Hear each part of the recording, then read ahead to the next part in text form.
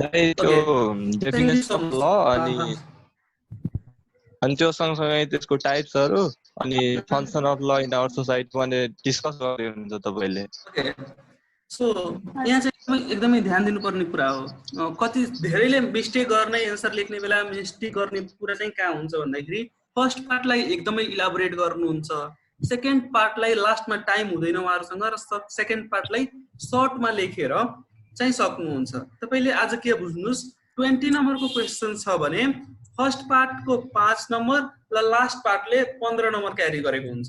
First part तपाईँ 10 page लेखे पनि तपाईँले पाउने 5 नम्बर नै हो।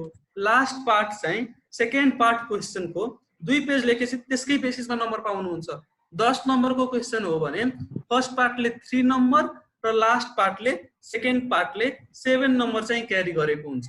भनेपछि अब यहाँ ल इन ट्रान्सको लागि तपाईँहरूले प्लान गर्दा चाहिँ के देखियो त, वा चाहिँ केमा चाहिँ ध्यान दिनु पर्यो भन्दाखेरि सुरुको पार्टलाई कम इम्फेसिस गर्ने र सेकेन्ड पार्टलाई धेरै इम्फेसिस गर्ने। अब लेख्ने कसरी भन्ने कुरामा त्यो फर्स्ट पार्टमा चाहिँ मिनिङ सोधे पनि डेफिनेसन सोधे पनि तपाईँले मिनिङ र डेफिनेसन दुवैलाई कभर अप गर्नु होला। मिनिङ र डेफिनेसन दुवैलाई कभर अप गर्नु होला ताकि मिनिङको र डेफिनेसनको त्यो कुरा बुझ्ने चाहिँ झमेला चाहिँ खतम होस्। कतिले त्यो स्कलर्सको डेफिनेसन मात्रै लेख्नुहुन्छ, आफ्नो पोइन्ट अफ भ्यू लेख्नु हुँदैन, त्यहाँ पनि नम्बर कमाउँछ। कतिले आफ्नो पोइन्ट अफ भ्यू मात्रै लेख्नुहुन्छ, स्कलर्सको भ्यू लेख्नु हुँदैन, त्यहाँ पनि नम्बर कमाउँछ। र बडी पार्टमा सकेसम्म के चाहिँ बुझ्नुहोस् भन्दाखेरि बोथ वे इलाबोरेट गर्नु होला, त्यो डबल इन्टरप्रिटेसन गर्नु होला। ल भनेको कस्तो हो भन्दाखेरि ल फिल्ड कस्तो हो, तपाईँहरू म्युट गर्नुहोस् न है, तपाईँहरू स्पिकर म्युट गर्नुहोस् त, साथीहरू म्युट गर्नुहोस् स्पिकर। त्यो ल कस्तो हो भन्दाखेरि तपाईँको मल्टिडाइमेन्सनल फिल्ड भएको बेसिसले यहाँ हामी लमा कस्तो पनि छ भन्दाखेरि हामीले जे कुरालाई पनि च्यालेन्ज गर्न सक्छौँ, जे कुराको ट्रुथलाई पनि हामीले क्वेसन गर्न सक्छौँ। फर इन्स्टेन्स हाम्रो इक्जाम्पल के हुनसक्छ भन्दाखेरि if someone says sun rises from east and sets in west is a universal truth, sun rises from east and sets in west भन्ने कुरा चाहिँ युनिभर्सल ट्रुथ हो भन्ने पछाडि as a law student we can challenge that. कसरी गर्न सकिन्छ त? So sun rises from east and sets in west is true only for Earth, not for Venus. This very concept is false for Venus. So we need to be analytical. So while writing this body part, you will start your questions, you will start writing your answer by writing meaning followed by definition, and when you enter in a body part, you have to be specific. You need to write the significant details. You need to show both merits and demerits. You need to show both abilities and disabilities. You need to show advantages and disadvantages in a body part. You need to explain, you need to mention so many examples in a body part so that the attraction of the checker can be grabbed. The attraction जुन अलिकति answer सिटले attract गर्न सकोस् चेकरलाई, त्यो कुरा चाहिँ ध्यान दिनु होला र कन्क्लुजन गर्नुहुन्छ। र यहाँ चाहिँ मैले सबैभन्दा धेरै एउटा सबभन्दा सिग्निफिकेन्ट प्रब्लम चाहिँ के देखेँ भन्दाखेरि ल फिल्डबाट आउने साथीहरूले के देखेँ भन्दाखेरि इन्ट्रोडक्टरी प्याराग्राफ जुन हुन्छ तपाईँहरूले लेख्दा चाहिँ जहिले पनि मैले 10 लाइन 12 लाइनको देख्छु क्या। साथीहरूले सुरुमा आउँदा टेस्ट दिँदा 10 लाइन 12 लाइन 15 लाइनको इन्ट्रोडक्सनको प्याराग्राफ के दिमागमा राख्नुहोस्, इन्ट्रोडक्टरी प्याराग्राफ फर्स्ट प्याराग्राफ 4 देखि 5 लाइन भन्दा ठुलो हुनु हुँदैन। जति सानो सानो प्याराग्राफ राख्नुभयो त्यति राम्रो हुन्छ। मैले यो डेफिनेसन मिनिङ राखेको छु स्क्रिनमा। सुरुवात तपाईँ मिनिङ लेखेर र डेफिनेसन लेखेर गर्नुहुन्छ, बडी पार्ट एक्सप्लेन गर्नुहुन्छ, क्वेसनमा के सोधेको छ कन्क्लुड गर्नुहुन्छ। यो लास्टमा भिजिबिलिटी भनेको के हो त? त्यो भिजिबिलिटी भन्ने टर्म मैले किन युज गरेँ भन्दाखेरि तपाईँहरूले ध्यान दिनु होला। तपाईँले इन्ट्रान्समा के लेख्नुभयो त्यसले नम्बर आउने होइन। कपी चेक गर्दा चेक गर्ने मान्छेले के देख्यो, उसले के हेर्यो भन्ने कुराले तपाईँको कति नम्बर आउँछ त्यो डिटरमाइन हुन्छ। इमेजिन गरौँ न, हामीले 3 घण्टा लगाएर लेखेको कपी जसले हाम्रो फ्युचर सेप अप गर्छ, जसले हाम्रो भोलि हामी के हुन्छौँ भन्ने कुरा डिटरमाइन गर्छ, त्यो कपी चेक गर्न टिचरले 10 मिनट पनि लगाउँदैन, हार्डली 5 मिनटमा चेक गरेर भ्याउँछ। 3 घण्टा मेहनत गरेर लेखेको कपी 5 मिनटमा कसैले चेक गर्छ भनेपछि त्यो 5 नम्बरमा म्याक्सिमम नम्बर कसरी ल्याउन सकिन्छ, म्याक्सिमम नम्बर कसरी ल्याउने भन्ने कुरा ध्यान दिनु पर्यो। त्यो कसरी हुन्छ भन्दाखेरि त्यो सर्टेन फ्याक्टर्सहरू हुन्छन्। त्यहाँ सर्टेन फ्याक्टर्सहरू के हुन् त, जस्तै एज अ टिचर मैले कपी चेक गरिरहँदा मेरो चाहिँ एउटा प्रिफरेन्स के रहन्छ भन्दाखेरि, वा इन जेनरल ह्युमन साइकोलोजी के छ भन्दाखेरि एउटा ह्यान्डराइटिङले एकदमै म्याटर गर्छ। जसको ह्यान्डराइटिङ राम्रो छ त्यो कपी हेर्ने बित्तिकै टिचर पोजिटिभ हुन जान्छ। तपाईँ हेर्नुहोस् है, इन्ट्रान्स यसरी टप भएको छ, अब्जेक्टिभ मात्रै भएको भए, अब्जेक्टिभ मात्रै भइदिएको भए जसले जति मेहनत गर्नुहुन्छ त्यति नम्बर मात्रै आउँछ। तर यहाँ सब्जेक्टिभ हुने हुँदा, लेख्ने इक्जाम हुँदै हुँदा के हुन्छ, एउटै एन्सर मलाई मन पर्न सक्छ, अर्को टिचरलाई मन नपर्न नि सक्छ। तपाईँको कपी 3 जनाले चेक गर्छन् भनेपछि कसरी के लेख्दा चाहिँ तपाईँको एभरेज नम्बर बेस्ट आओस् त्यो कुरा चाहिँ ध्यान दिनु पर्यो। हो, त्यो कुरा चाहिँ भिजिबिलिटीले अर्थ राख्छ। तपाईँको एन्सर, तपाईँले लेखेको एन्सर कतिको भिजिबल छ त। जस्तै तपाईँले आफ्नो एन्सरमा कुनै आर्टिकल मेन्सन गर्नुभयो, त्यो मैले चेक गर्ने बेलामा मेरो आँखा त्यो आर्टिकलमा पर्यो र पो म नम्बर दिन्छु, आँखा परेन भने त नम्बर दिन्न। तपाईँले कुनै इक्जाम्पल लेख्नुभयो, त्यो इक्जाम्पल मैले चेक गर्ने बेलामा मेरो आँखाले देख्यो र पो ल यो बाबुको, यो नानुको, यो भाइको, यो बहिनीको कन्सेप्ट राम्रो छ, उनले इक्जाम्पल लेखेछिन्, मैले नम्बर दिनुपर्छ भनेर नम्बर दिउँला। तर मेरो आँखाले देखेन भने ल यसले इक्जाम्पल पनि लेखेको छैन, यसले सेक्सन पनि लेखेको छैन, यसले प्रिसिडेन्ट केसेस पनि लेखेको छैन, खत्तम छ, यसलाई के नम्बर दिनु भन्ने हुन्छ। सो यहाँ चाहिँ सबभन्दा ध्यान दिनुहोस् के भन्दाखेरि जति लेख्नुहुन्छ लेखेको कुरा चाहिँ एकदमै क्लियर रहोस् र अरूले देखोस्। अब म भन्छु त्यो बडी पार्टलाई तपाईँ सुरुवात के गर्नुभयो, मिनिङ लेख्नुभयो 4 लाइनको, अनि प्याराग्राफ चेन्ज गर्नुभयो, 2-4 वटा स्कलर्सको डेफिनेसन लेख्नुभयो, र बडी पार्ट लेख्दा चाहिँ के ध्यान दिनुहोस् भन्दाखेरि प्याराग्राफ सानो राख्ने र बडी पार्टमा 4 वटा 5 वटा कुरा चाहिँ छन् जसले तपाईँको एन्सरलाई भिजिबल बनाउँछ।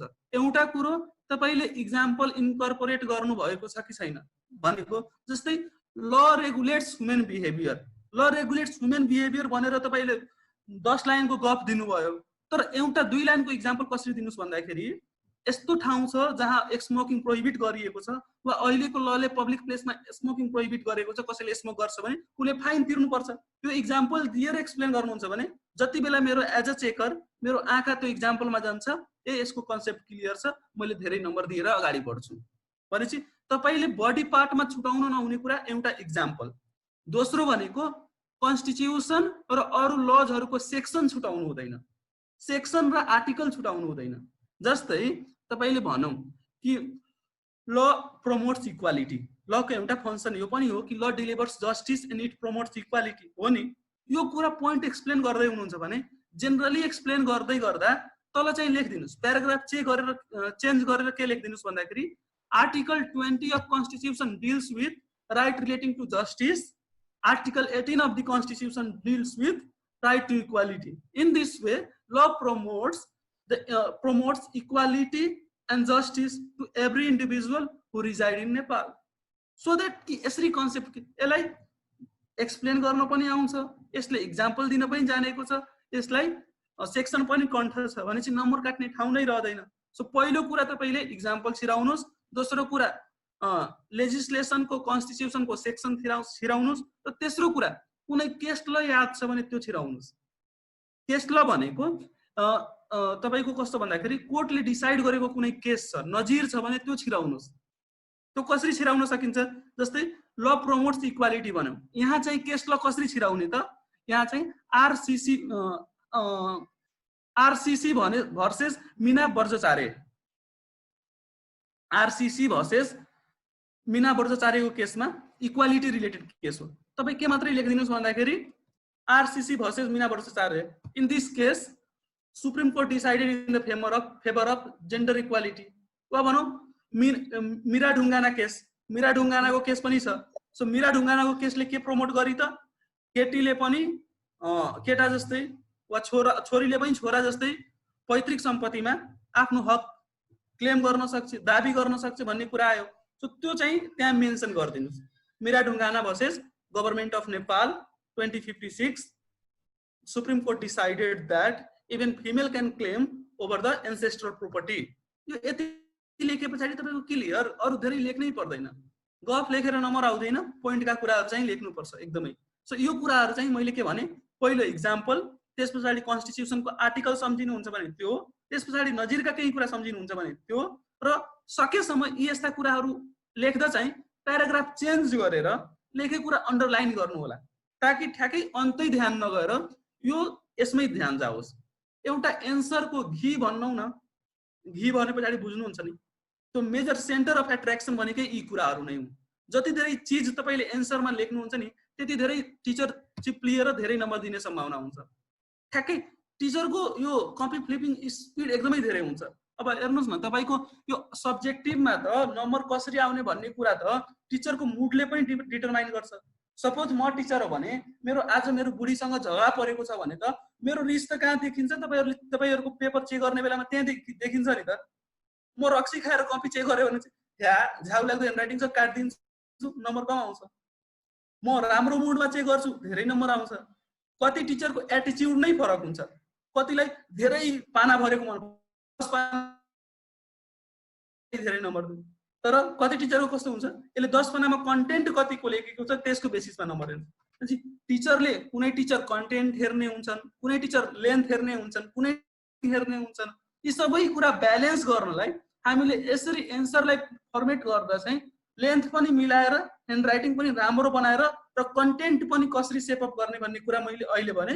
मिनिङ लेख्नुहोस्, डेफिनेसन लेख्नुहोस्, बडी पार्टमा सकेसम्म धेरै इक्जाम्पल, केसेस, सेक्सनका कुराहरू लेख्नुहोस् र कन्क्लुजन गर्नुहोस्। र लास्टमा भिजिबिलिटी भनेको त्यही प्याराग्राफ बनाउनुहोस्, सानो बनाउनुहोस्, सेक्सनका कुराहरू चाहिँ अन्डरलाइन गरिदिनुहोस् वा प्याराग्राफ चेन्ज गरेर लेख्नुहोस्। एज अ टिचरले चेक गर्दा चाहिँ के हुन्छ भन्दाखेरि चेक गर्दा चाहिँ त्यो हेर्न मिलोस् है। यति कुरा क्लियर छ?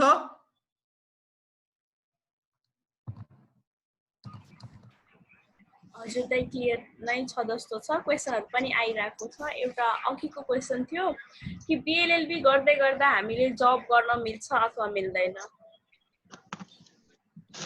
ओके, यो म तपाईको सिनारियोलाई म एक्सप्लेन मात्रै गर्छु। तपाईले चाहिँ डिटरमाइन गर्नुपर्ने हुन्छ कि त्यो गर्न मिल्छ कि मिल्दैन। कन्डिसन कस्तो हुन्छ, BLLB पढ्नलाई Nepal law campus choose गर्नुहुन्छ, नेसनल ल क्याम्पस वा तपाईले कस्तो भन्दाखेरि पृथ्वीनारायण क्याम्पस चुज गर्नुहुन्छ भने त्यहाँ चाहिँ कस्तो हुन्छ, तपाईको 18% 80% एटेन्डेन्स अनिवार्य हुन्छ। सेमेस्टर सिस्टम हो र म्याक्सिमम क्लासेस तपाईको डेमै हुन्छ, 10 देखि 4। अब 10 देखि 4 क्लास गरेर सबै एटेन्डेन्स एटेन्ड गरेर जब गर्न सक्नुहुन्छ भने तपाईले गर्न सक्नुहुन्छ। तर सम्भवतः सामान्य मान्छेले चाहिँ सक्दैन। तपाईले जब गर्ने टाइम नै कि मर्निङमा गर्न सक्नुहुन्छ वा आफ्टर 4 गर्न सक्नुहुन्छ भने जब गर्न मिल्यो। नभए बिएलएलबी पढ्दै गर्दा चाहिँ गाह्रो छ। किन भन्दा तपाई 10 देखि 4 क्लास गर्नुहुन्छ, क्लास सकेर गए पछाडि असाइनमेन्टहरू हुन्छन् र सेमेस्टरमा चाहिँ 2 महिना नबित्दै मन्थली एक्जाम आउँछ, अर्को 2 महिना नबित्दै प्री बोर्ड आउँछ, अर्को 2 महिना नबित्दै बोर्ड आउँछ। सो यसरी 2-2 महिनामा एक्जाम हुने हुँदा त्यो सबै कुरालाई तपाईले ब्यालेन्स गर्न सक्नुहुन्छ भने तपाईको इकोनोमिक कन्डिसन विक छ भने जब गर्नुहोस्। नभए सकेसम्म त यहाँ टियुमा ल पढेर चाहिँ गर्ने चाहिँ सम्भावना मैले देख्दिन। तर यदि तपाई चक्रवर्ती पढ्नुहुन्छ भने मैले सुनेसम्म चक्रवर्तीले सेकेन्ड इयर देखि मर्निङ क्लासेस राख्छ। सो जहाँ मर्निङ क्लासेस छ त्यहाँ चाहिँ तपाईले मर्निङ क्लास सकेर दिउँसो चाहिँ जब गर्न सकिन्छ। दाइ मैले रेकर्डिङ अलाउ गरिसकेको छु, हजुरले नि गर्दा हुन्छ। अर्को क्वेसन के छ भन्दाखेरि मैले बुझेको अनुसार चाहिँ ल पढेको भन्दैमा एडभोकेट भन्ने नै हो भन्ने नहुने रहेछ। सो एडभोकेट एन्ड लयरमा के डिफरेन्स छ? यो क्वेसन चाहिँ हाम्रो प्रेरणाजीले सोध्नु भएको छ। तपाईले ल ओके, तर अबबाट के गर्नुस् भन्दाखेरि जसले प्रश्न सोध्नुहुन्छ नि उहाँलाई नै बोल्न लगाउनुस् ताकि अलिकति कम्युनिकेसन पनि सुनौँ न उहाँको इन्टेन्ट चाहिँ के रहेको छ। सुन्नुहोस् है, तपाईले यति कुरा मात्रै बुझ्नुहोस्। तपाई ल पढेर ल ग्रेजुएट चाहिँ भन्नुहुन्छ, तर लयर हुनलाई तपाईले बार काउन्सिलले लिने एक्जाम, बार काउन्सिल भन्ने नेपालमा रहेको छ, उले चाहिँ एडभोकेट लाइसेन्सको एक्जाम लिन्छ। त्यो एक्जाम दिए पछाडि मात्रै एडभोकेट भइन्छ। त्यो एक्जाम नदिएर ल डिग्री गरेर अरु कुनै फिल्डमा तपाईले क्यारियर हेर्नुहुन्छ भने तपाई चाहिँ ल ग्रेजुएट चाहिँ हो तर एडभोकेट चाहिँ हैन। जस्तै ल पढिसकेर तपाई उता सरकारी जागिर गर्न सक्नुहुन्छ, एनजिओ तिर जागिर गर्न सक्नुहुन्छ वा लिगल एनालिस्ट बन्न सक्नुहुन्छ, त्यो छुटै कुरा हो। तर कोर्टमा गएर प्लिड गर्नलाई, एडभोकेट हुनलाई बार काउन्सिल लिने एक्जाम चाहिँ, बार काउन्सिलको लाइसेन्स एक्जाम चाहिँ तपाईले अनिवार्य शर्तमै चाहिँ त्यो चाहिँ एक्जाम दिनुपर्ने हुन्छ। यति चाहिँ हो सिग्निफिकेन्ट डिफरेन्स। एउटा डिफरेन्स, बाँकी डिफरेन्स त डिफरेन्सको लागि एक्जाम चाहिँ हैन, बुझ्ने चाहिँ डिफरेन्स यति हो। एक्जामको लागि त जति पनि बनाउन सकिन्छ।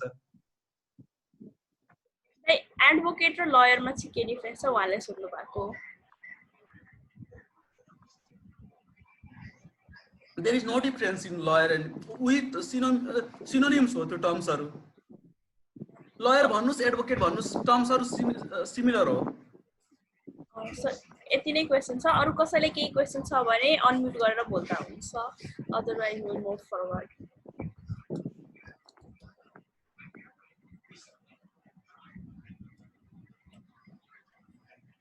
Excuse me. Yes, please go. Okay, Sudeep. यदि दाइ BLLB पढ्दा पढ्दै कुनै सरकारी सेवामा नाम निस्क्यो भने चाहिँ के गर्ने त? एटेन्डेन्स पुग्नै पर्यो. त्यो पुग्नै पर्यो. त्यो चोइस तपाईको हुन्छ कि तपाईले त्यो पढाइ कन्टिन्यू गर्नुहुन्छ कि जब कन्टिन्यू गर्नुहुन्छ.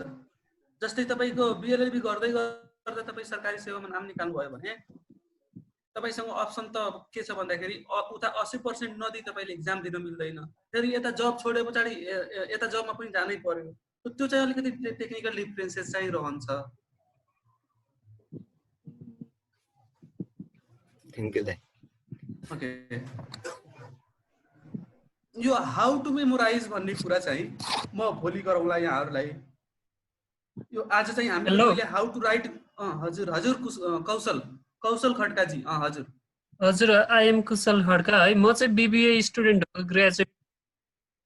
हजुर अनि मैले चाहिँ +2 चाहिँ साइन्सबाट पढेको थिएँ. अनि यता ब्याचलर चाहिँ BBA जोइन गरेँ. पहिले थाहा भएन लको चाहिँ क्यारियर पर्सपेक्टिभ कस्तो छ के छ नेपालमा भनेर.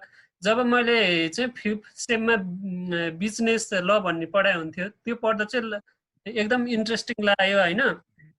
मैले चाहिँ अगाडि थाहा नपाएर काउन्सिलिङ राम्रोसँग नभएर मैले चाहिँ यता ब्याचलर BLLB जोइन गर्न सकिनँ. अहिले चाहिँ म अन्डर ग्रेजुएट भइसकेँ.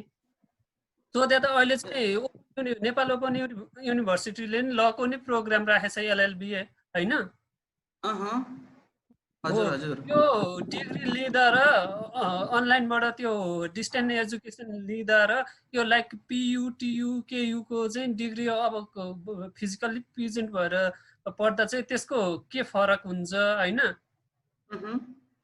अनि लाइक पछि रिकग्नेसन चाहिँ के फरक आउला, कुनलाई चाहिँ अलिक बढी मान्छेले भ्यालु देला र अनि लमा चाहिँ अब मैले LLB गरी भनेपछि मेरो फाउन्डेसन हुन्छ नि सर्भिसले बुझ्ने. BLLB र LLB मा चाहिँ के फरक होला.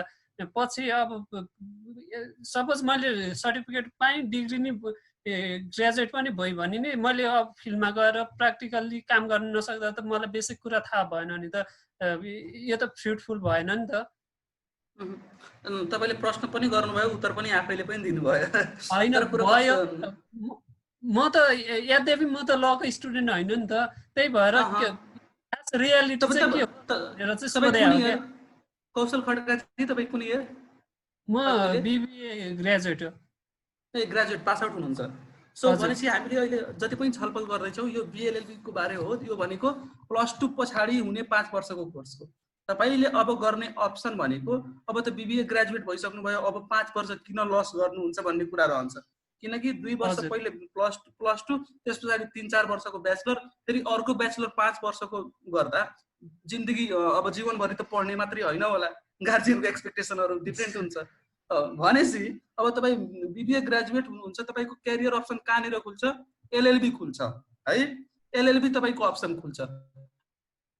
अब LLB TU को LLB PU ले LLB गराउँदैन. TU को LLB कस्तो छ भन्दाखेरि अहिले स्टप छ. अहिले अलिकति विवादित छ. अहिले खुलेको भए तपाईले TU मै गएर पनि पढ्न सक्नुहुन्थ्यो र ओपन युनिभर्सिटीले खोलेको छ. अब डिस्टेन्स लर्निङमा र फिजिकल प्रेजेन्स लर्निङमा के सिक्ने भन्ने कुरा त अल्टिमेटली अब यो लेभलमा स्टुडेन्टमा मात्रै डिपेन्ड गर्छ कि तपाई कुन लेभलले त्यो फिल्डलाई चाहिँ एप्रोच गर्नुहुन्छ. जस्तै तपाई लमै म क्यारियर बनाउँछु भन्ने एप्रोचले LLB गर्नुहुन्छ भने पनि बेनिफिसियल छ.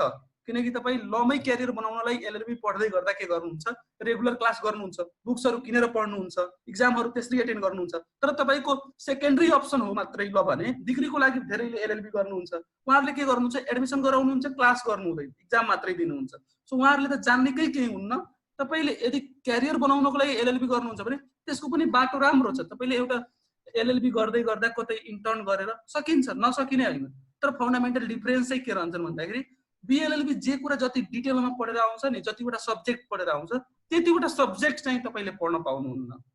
तर अल्टिमेटली मैले गर्न सक्दिनँ भन्ने होइन। अहिले रिसेन्ट इक्जाम्पलहरू एलएलबी गरेकाहरू पनि खतरा हुनुहुन्छ। जस्तै अरू फिल्डमा एक्सपर्टाइज गरेको तर जब छोडिसकेर फेरि एलएलबी गरेर अन्त्य फिल्डमा अरू फिल्डमा एक्सेल गर्दै गरेको पनि खतरा हुनुहुन्छ। अहिले यो बिएलएलबी कोर्स आएको, टियुमा कोर्स आएको 2010 मा आयो, भनेपछि 2020 अहिले 10 वर्ष मात्रै भयो। टियुले केएसएलले ल्याएको 15 वर्षभन्दा पहिले हो। त्यसभन्दा पहिले त त्यही थियो, बिएल थियो, ब्याचलर इन ल थियो पहिला, अनि त्यो 2 वर्षको कोर्स थियो, त्यस्तो थियो। तर अहिले चाहिँ त्यस्तो तपाईँले प्राइमरी अप्सन नै ललाई क्यारियरमा राख्नुहुन्छ भने ओपन युनिभर्सिटीबाट गरेर पनि तपाईँले आफ्नो क्यारियरमा केही एचिभ गर्न सक्नुहुन्छ। वा भनौँ तपाईँले कस्तो भन्दाखेरि ठ्याक्कै यो एलएलबी को क्लास 18 गरेर पनि गर्न सक्नुहुन्छ। तर म बेटर तपाईँले के सजेस्ट गर्छु, एलएलबी गर्नुहोस्। एलएलबी गर्नलाई अब केही दिन कुर्नुहोस्, केही न केही टियुले चाहिँ निर्णय लिन्छ। र सकेसम्म आउने दिनहरूमा तपाईँ यो नसोच्नुहोस् कि जसले पनि एलएलबीमा एडमिसन लिन पाउँछ। एलएलबी को सिट लिमिटेड हुन जाँदैछ, 300 देखि 400 ले मात्रै एलएलबी पढ्न पाउनुहुन्छ र उहाँले पनि इन्ट्रान्स दिनुपर्ने हुन्छ। हस्, धन्यवाद कौशलजी। Okay, thank you. अर्को क्वेसन नि आएको छ जो चाहिँ मलाई नै एड्रेस गरिदिन भन्नुभयो। टियु र पियु को लाइक इन्ट्रान्स चाहिँ होइन, सिलेबस होल लाइक 5 इयरको कोर्समा कुन टफेस्ट हुन्छ, लाइक पियु को टफ हुन्छ कि टियु को? यो क्वेसन चाहिँ टियु को टफ, one पोइन्टमा एन्सर गर्दा चाहिँ टियु को टफ हुन्छ। किनकि टियुमा स्पेसलाइज गर्नु पर्दैन, सबै सब्जेक्ट कम्पलसरी नै पढ्नु पर्ने हुन्छ। जस्तै तपाईँ 3rd इयरमा टियुमा पढ्दै हुनुहुन्छ, नेपाल ल क्याम्पस नेसनल वा पृथ्वीनारायण पोखरा पढ्नुहुन्छ भने 3rd इयरमा यति धेरै टप सब्जेक्टहरू छन्, कन्स्टिट्युसनल ल, कन्ट्र्याक्ट ल, यी सबै चाहिँ इन्टरनेसनल ल सबै 1 वर्षमै पढ्नुपर्छ। तर उता 4th इयरमा मात्रै त्यो पनि चुज गर्नुपर्छ, कन्स्टिट्युसनल पढ्ने कि कन्ट्र्याक्ट पढ्ने कि बिजनेस पढ्ने। सो त्यस्ता चुज गर्ने हुँदा चाहिँ चुज गर्ने कुरा जहिले पनि सजिलो नै हुन्छ र कम्पलसरी लेभलमा जे कुराहरू आउँछन् त्यो कुरा त जहिले पनि गाह्रो हुन्छ। र म अहिले त्यही कुराहरू गर्थेँ। त्यो कम्पेयर केएसएल र नेपाल ल क्याम्पसको बारेमा मलाई अझ केही भन्न मन लागेकै छ र त्यो म अहिले भन्छु है। अर्को क्वेसन छ, काठमाडौँ भ्याली, एकैछिन ल, काठमाडौँ भ्याली भित्र चाहिँ कुन कलेजमा मर्निङ क्लास हुन्छ? त्यो हेर्नुहोस् है, त्यो म अहिले एउटा भनौँला, तर भोलिको दिनमा त्यस्तो भइदिएन भने तपाईँहरूलाई अलिकति गाह्रो के होला भन्दाखेरि विकास दाइले यस्तो भन्नुभएको थियो त्यस्तो भइदिएन। त्यो क्लास मर्निङ गराउने कि डे गराउने त्यो कलेजको चोइसहरू हुन्छन्। तर अहिलेसम्मको प्र्याक्टिस हेर्दा चाहिँ टियुका क्याम्पसहरू, नेपाल ल क्याम्पस र नेसनल ल क्याम्पसले मर्निङ गराएको मैले सुनेको छैन। तर केएसएलले पनि डेमै क्लास गराएको पनि मैले सुनेको छु। केयुएसएलले डेमै क्लास गराउँछ बिबिएम एलएलबी को। चक्रवर्तीले मैले सुनेसम्म त्यो पनि 1st इयरमा होइन, 2nd इयर 3rd इयरदेखि मर्निङमा क्लास गराउँछ भन्ने सुनेको छु। अब त्यो चाहिँ कतिको सत्य हो भन्ने कुरा पनि चाहिँ त्यो अल्टिमेटली डिसाइड कलेजले गर्छ, त्यो हामीले भनेर हुँदैन। अब जस्तै मैले अहिले भनौँला, तर भोलिको दिनमा चक्रवर्ती आफैले पनि 2nd इयरमा मर्निङ क्लासेस गराउनलाई क्लास खाली नहुँदा उसले डे गराउन सक्छ नि त। त्यो विशुद्ध रूपमा त्यो कलेजको जिम्मेवारी हो, क्लास मर्निङ गराउने कि डेज गराउने। त्यो अहिले हामीले यसरी यहाँ चाहिँ भन्न मिल्दैन र भन्न सक्ने अवस्था पनि रहँदैन। कसले क्वेसन सोधिराख्नु भएको थियो, please continue.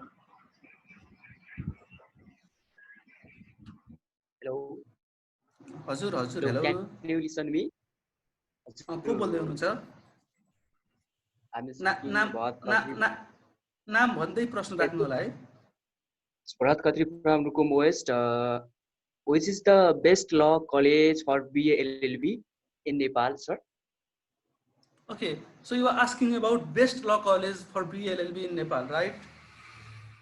Yes, sir. So we have a slide on a screen. Compare KSL and Nepal law campus. So मैले यो slide को answer गर्दै गर्दा you may get your answer है। यो अहिले म भन्छु अनि त्यसपछि तपाईको answer आयो आएन प्रश्न गर्नु होला है। Sure, sir. Okay. So shall I proceed? अर्को क्वेसन नि छ दाइ, हामीले +2 लमा पढिसकेपछि हामीले विदेशमा जान सक्छौं कि सक्दैनौं, त्यो पनि लमै कन्टिन्यू गर्नको लागि? ओके, सुन्नुस् है, तपाईले +2 चाहिँ 11-12 नेपालमा गर्नुभयो। अब बीए एलएलबी फरेनमा गर्न सकिन्छ कि गर्न सकिदैन? गर्न सकिन्छ। धेरै साथीहरूले इन्डियामा अहिले बिएलएलबी गर्दै हुनुहुन्छ, तर त्यसको सिग्निफिकेन्स चाहिँ हामीले बुझ्नुपर्छ। हामीले बिएलएलबी इन्डियाबाट गरेर के गर्न खोज्दैछौँ वा किन गर्दैछौँ भन्ने कुरा। जस्तै ल पढ्नुको एउटा उद्देश्य के हो भने पछाडि नेपालमै ल प्र्याक्टिस गर्नु, नेपालको ल बुझ्नु। तपाईँ जहाँ जुन देशमा जानुहुन्छ त्यहाँको ल पढ्नुहुन्छ, इन्डियामा गएर इन्डियाको ल पढेर आएर त्यसको फङ्सनल र त्यसको युटिलिटी भ्यालु नेपालमा कतिको हुन्छ त्यो तपाईँले विचार गर्नुपर्ने कुरा हुन्छ।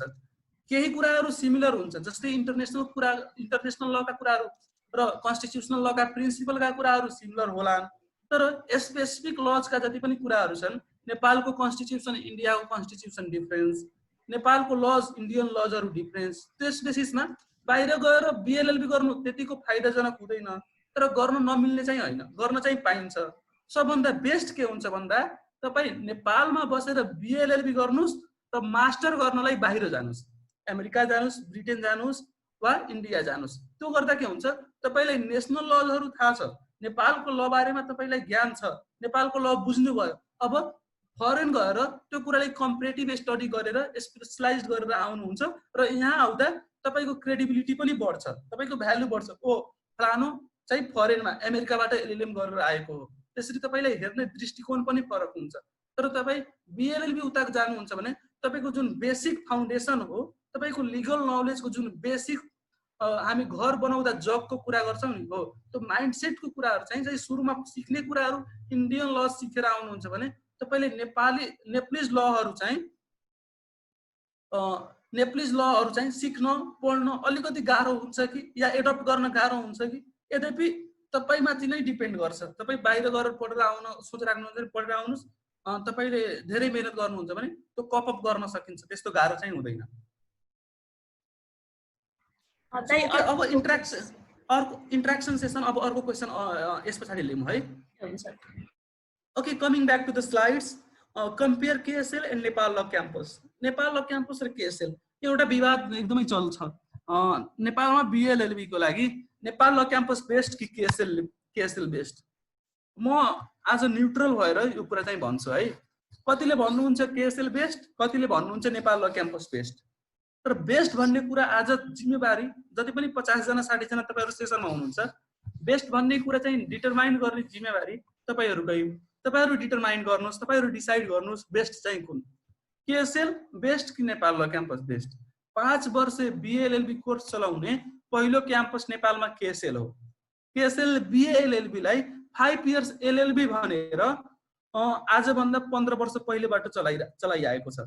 भनेपछि टियु अन्तर्गतको क्याम्पस नेपाल ल क्याम्पस हो र नेपाल ल क्याम्पसले बिएलएलबी कोर्स लन्च गरेको 2010 मा हो। 2010 सालमा यसले लन्च गरेको हो। 2010 भनेको मैले एडी मा भन्दै छु, बीएस मा हैन है। सो यसरी केएसएल TU युनिभर्सिटीको, Nepal law campus TU युनिभर्सिटीको, यी दुवै क्याम्पसको एप्लिसिएसन युनिभर्सिटी नै फरक भयो। एउटा टियु एप्लिएटेड, अर्को पियु एप्लिएटेड। सो युनिभर्सिटीमै अब तपाईले एउटा कुरा विचार गर्नुपर्ने हुन्छ र मार्केटमा बुझ्नुपर्छ कुन युनिभर्सिटीको भ्यालु धेरै छ। टियु भित्रका क्याम्पसमा पढेको भ्यालु धेरै कि पियु भित्रका क्याम्पसमा पढेका भ्यालु धेरै, त्यो प्रश्न तपाईले जसलाई सोध्नुहुन्छ उसले भन्न सक्छ। सो यस अर्थमा नेपाल ल क्याम्पस टियु को र केएसएल पियु को अब कुन बेस्ट तपाईहरु डिसाइड गर्ने जिम्मा तपाईहरुको। कोर्सको कुरा, कोर्समा नेपाल ल क्याम्पसको सिलेबस वाइडर छ, एकदमै धेरै सब्जेक्टहरु केएसएल को सिलेबस भन्दा धेरै सब्जेक्ट नेपाल ल क्याम्पसमा पढ्नु पर्ने हुन्छ है। सो यो कुरा चाहिँ पनि विचार गर्नु होला। यता चाहिँ तपाईको केएसएल मा 4th इयर देखि नै स्पेशलाइजेसन सुरु हुन्छ, तर नेपाल ल क्याम्पसमा त्यसरी स्पेशलाइजेसन सुरु हुँदैन। नेपाल ल क्याम्पसमा सेकेन्ड इयर देखि भनेको तपाईको सेमेस्टर। हजुर शालिनी शाहलाई म्युट गरिदिनुस् त। ओके, भनेपछि कस्तो भन्दाखेरि कोर्समा यता तपाई Nepal law क्याम्पसमा second semester, third semester देखि सब्जेक्ट चुज गरेर पढ्न पाउनुहुन्छ, अप्सनल सब्जेक्टहरु धेरै हुन्छन्। तर उता भनेको 4th इयर देखि स्पेशलाइज गर्नुपर्ने हुन्छ। यता नेपाल ल क्याम्पसमा पनि अप्सनल सब्जेक्ट पढ्न पाइन्छ, तर मेजर सब्जेक्टहरु कम्पल्सरी बेसिसमै पढ्न पाउँछ। तर केएसएल मा पढ्दा मेजर सब्जेक्टहरु मध्ये 2टा मात्रै चुज गर्नुपर्ने हुन्छ। कुन फिल्डमा, कन्स्टिट्युसनल ह्युमन राइटको फिल्डमा जाने कि कन्ट्र्याक्ट ल, बिजनेस लको फिल्डतिर आउने भन्ने कुरा चाहिँ तपाईले डिसाइड गर्नुपर्ने हुन्छ। सो दोस्रो फ्याक्टर फीको कुरा, केएसएल ले लिने चार्ज भनेको 8 देखि 9 लाख 8.5 लाखसम्म पुग्छ। नेपाल ल क्याम्पसमा नाम निकाल्न सक्नुहुन्छ भने तपाईले 3.4 लाखमा 5 इयर बीएलएलबी कम्प्लिट गर्न पाउनुहुन्छ। अब डिसाइड गर्नुस् केएसएल बेस्ट कि नेपाल ल क्याम्पस बेस्ट। एक्सपोजरको कुरा नेपाल ल क्याम्पस भन्दा धेरै एक्सपोजर केएसएल ले दिन्छ, यो ध्रुव सत्य कुरा हो। किन भन्दाखेरि केएसएल ले डिफरेन्ट युनिभर्सिटीहरुसँग टाइ अप गरेको छ। सो त्यस बेसिसमा एक्सचेन्ज प्रोग्राममा बंगलादेश इन्टरनेशनल प्रोग्रामहरुमा पनि केएसएल ले पठाउँछ, ल क्याम्पसले पनि पठाउँछ। तर यहाँ चाहिँ एकदमै तपाई अलिकति ध्यान दिएर बुझ्नुस् है, यहाँ पनि डिफरेन्सेस छ। यहाँ डिफरेन्स के छ भन्दाखेरि ल क्याम्पसमा जसले इन्ट्रेस्ट देखाउँछ उ आफैले जान्छ, उलाई कलेजले प्रमोट गर्छ गर्दैन भन्ने कुरा हैन। नेपाल ल क्याम्पस र केएसएल ले इन्टरनेशनल मुड स्पोर्टहरुमा पार्टिसिपेट गर्छन्। अहिले रिसेन्ट इयरमा नेपाल ल क्याम्पसहरुले कति धेरै कम्पिटिसनमा केएसएल लाई हराएको छ, कति धेरै इन्टरनेशनल कम्पिटिसन नेपाल ल क्याम्पसले जितेर आएको छ। तर फरक कुरा के हो भन्दाखेरि केएसएल मा केही सिलेक्टेड स्टुडेन्टहरुलाई प्रमोट गरिन्छ, जस्तै एउटा 10 जना 20 जनालाई सिलेक्ट गरिन्छ र तिनीहरुलाई मात्रै प्रमोट गरिन्छ, तिनीहरुलाई मात्रै ती सिलेक्ट गरेको स्टुडेन्टहरुलाई मात्रै मुडकोटमा डिफरेन्ट कन्ट्रीहरु चाहिँ पठाइन्छ, जापान पठाइन्छ, अमेरिका पठाइन्छ, इन्डिया पठाइन्छ, बंगलादेश पठाइन्छ। तर नेपाल ल क्याम्पसमा त्यस्तो हुँदैन। नेपाल ल क्याम्पसमा तपाई डिजर्भिङ हुनुहुन्छ भने तपाई जतिवटा पनि पार्टिसिपेट गर्नुस्, तपाईले कलेजले रोक्दैन। भनेपछि यता एक्सपोजर गाइडेड हुन्छ, केएसएल मा कलेजले गाइड गर्छ को पार्टिसिपेट गर्ने को नगर्ने। यता नेपाल ल क्याम्पसमा पार्टिसिपेट गर्ने कि नगर्ने तपाईको इन्ट्रेस्ट गाइडेड गर्छ। तपाई इन्ट्रेस्टेड हुनुहुन्छ भने तपाई पार्टिसिपेट गर्न पाउनु भयो, तपाई इन्ट्रेस्टेड हुनुहुन्न भने पाउनु हुँदैन। तर एउटै कम्पिटिसनमा 2 जना जानेछ, 4 जना इन्ट्रेस्टेड आउनु भयो भने नेपाल ल क्याम्पसले इन्टरनल कम्पिटिसन गराउँछ, त्यति चाहिँ हो। तर ल क्याम्पसले त मात्रै जा त नजा भनेर भन्दैन, तर केएसएल ले सिलेक्टेड इन्डिभिजुअललाई मात्रै पठाउँछ। किन भन्दाखेरि केएसएल लाई बेस्ट परफर्मेन्स चाहिएको छ, नेपाल ल क्याम्पसलाई बेस्ट परफर्मेन्स भन्दा पनि जो इन्ट्रेस्टेड छन् उ जान्छ भन्ने कुरा चाहिँ रहेको छ। अनि यहाँ चाहिँ के बुझ्नुस् भन्दाखेरि गाइडलाइन्सको कुरामा डिसिप्लिनमा केएसएल को इन्भाइरोमेन्ट गाइडेड छ। तपाईले डिसिप्लिनमा राखेर तपाईले एउटा लिमिटेसन दिएर त्यसमा राखेर पढाइन्छ, प्रोपर डिसिप्लिन गाइडेड इन्भाइरोमेन्टमा। तर नेपाल ल क्याम्पसको इन्भाइरोमेन्ट ओपन छ। यहाँ चाहिँ तपाई पढ्नुहुन्छ भने एकदमै पढेर विद्वान बन्नुहुन्छ, पढ्नु हुँदैन भने जस्तो हुनुहुन्छ त्यस्तै, कलेजलाई त्यससँग ध्यान हुँदैन। तर त्यता चाहिँ सबैलाई चाहिँ कसरी अलिकति गाइड हुन्छ तपाईको सब कुरामा। अब त्यो जे पनि हुन सक्छ, तपाईलाई दिने तपाईको असाइनमेन्ट हुन सक्छ। यता चाहिँ त्यस्तो चाहिँ अलिकति छैन। यता चाहिँ कलेजले तपाईको पछाडी लाग्दैन। तपाई सोशल मिडियामा के पोस्ट गर्नुभयो, राजनीति गर्नुहुन्छ कि गर्नु हुँदैन। केएसएल मा चाहिँ राजनीति प्रोहिबिट गरेको छ, तपाई केएसएल मा पढेर राजनीति गर्न पाउनुहुन्न। तर राजनीति गर्ने अलिकति इन्ट्रेस्ट छ भने नेपाल ल क्याम्पसमा चाहिँ आएर राजनीति गर्न चाहिँ पाउनुहुन्छ।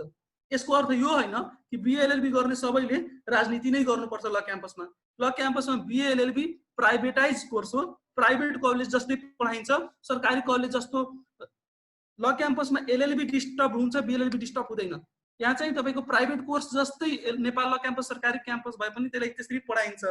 त्यो पढाउँदा के हुन्छ भन्दाखेरि तपाईको क्लास पनि डिस्टर्ब हुँदैन, इन्ट्रेस्टेड पोलिटिक्स गर्छन्, नन इन्ट्रेस्टेडलाई फोर्स चाहिँ गरिदैन।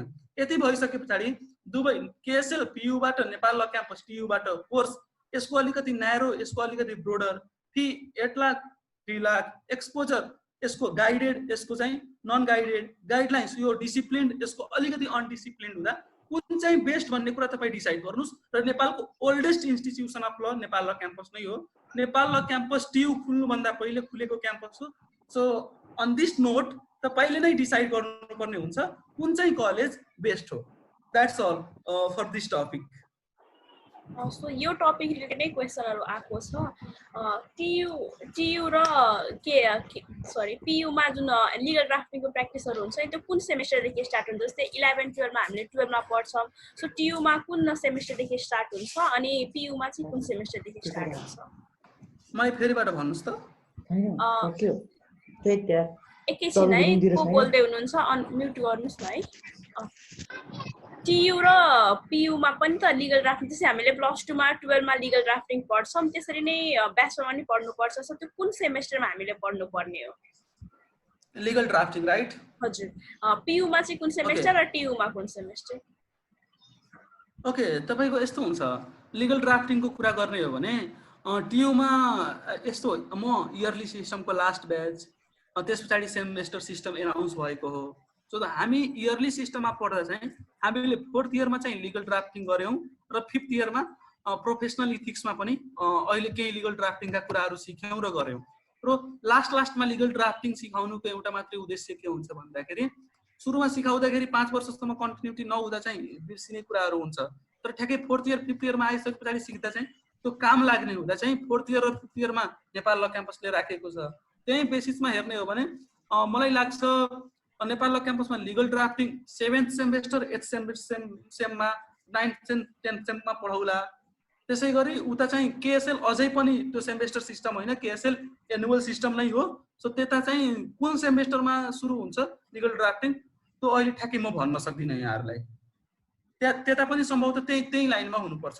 सुरुमा तपाईँले कुनै पनि कलेजमा कुनै पनि युनिभर्सिटीमा सुरुमै लिगल ड्राफ्टिङ सिक्ने होइन। सुरुमा तपाईँको बेसिक आर्ट्सका सब्जेक्ट, लका सब्जेक्ट, पहिला त तपाईँ फर्स्ट सेममा कस्ता सब्जेक्ट पढ्नुहुन्छ, sociology, political science, history, English, Nepali र एउटा मात्रै लको सब्जेक्ट हुन्छ। त्यसै गरी अर्को सब्जेक्टमा ती सब्जेक्टहरू र इकोनोमिक्सहरू त्यसरी थपिन्छ र त्यस पछाडि अर्को सेमेस्टरमा 2वटा लको थपिन्छ, अर्को सेमेस्टरमा 4वटा लको सब्जेक्ट थपिन्छ। हुँदै लास्टतिर जाँदा यो लको मात्रै पढ्नुहुन्छ, तर सुरुवात के हुन्छ केही आर्ट्सको सब्जेक्टदेखि। आर्ट्सको सब्जेक्ट पढ्दै लको पढ्नुहुन्छ भने बुझ्न सजिलो हुन्छ। जस्तै पोलिटिकल साइन्सले ललाई इन्फ्लुएन्स गर्छ, पोलिटिक्स बुझेर ल बुझ्दा सजिलो नि त। सोसल वर्क र लको रिलेसन कस्तो रहेको छ, अनि त्यस पछाडि हिस्ट्री बुझ्दा चाहिँ ल बुझ्दा बुझ्न सजिलो हुन्छ। र इङ्ग्लिस नेपाली इम्प्रुभ भयो भने तपाईँको भोलिको दिनमा इङ्ग्लिस र नेपाली ड्राफ्टिङ चाहिँ सजिलो हुन्छ भनेर त्यसरी पढाइन्छ। सो त्यो कुराहरू चाहिँ तपाईँलाई यो कन्टेन्टको कुरा सिलेबस चाहिन्छ भने म पेजमा अपडेट गरिदिउँला, अन्जिललाई पठाइदिउँला, यहाँहरूलाई मेल गरिदिउँला, वा मैले लास्टमा तपाईँलाई आफ्नो मेल एड्रेस दिउँला, फोन नम्बर दिउँला, मलाई पर्सनली फोन गरेर पनि वा मेलमा पनि रिक्वेस्ट गर्न सक्नुहुन्छ। यहाँहरूलाई म सिलेबस चाहिँ मेल गरिदिउँला, वा डिजुरे इन्स्टिच्युट अफ लको पेजमा वा एनबी ल स्टुडेन्ट भन्ने ग्रुप मनोज भाइले चलाउनुहुन्छ, एकदमै राम्रो काम गर्नुभएको छ, त्यहाँ चाहिँ म राख्न लगाइदिउँला है। सो अर्को पनि क्वेसन छ, लाइक एनएलसीमा नेपाल ल क्याम्पसमा इन्टरेक्सन सेसनहरू जस्तै एमयुएनहरू कतिको हुन्छ र कसरी हुन्छ?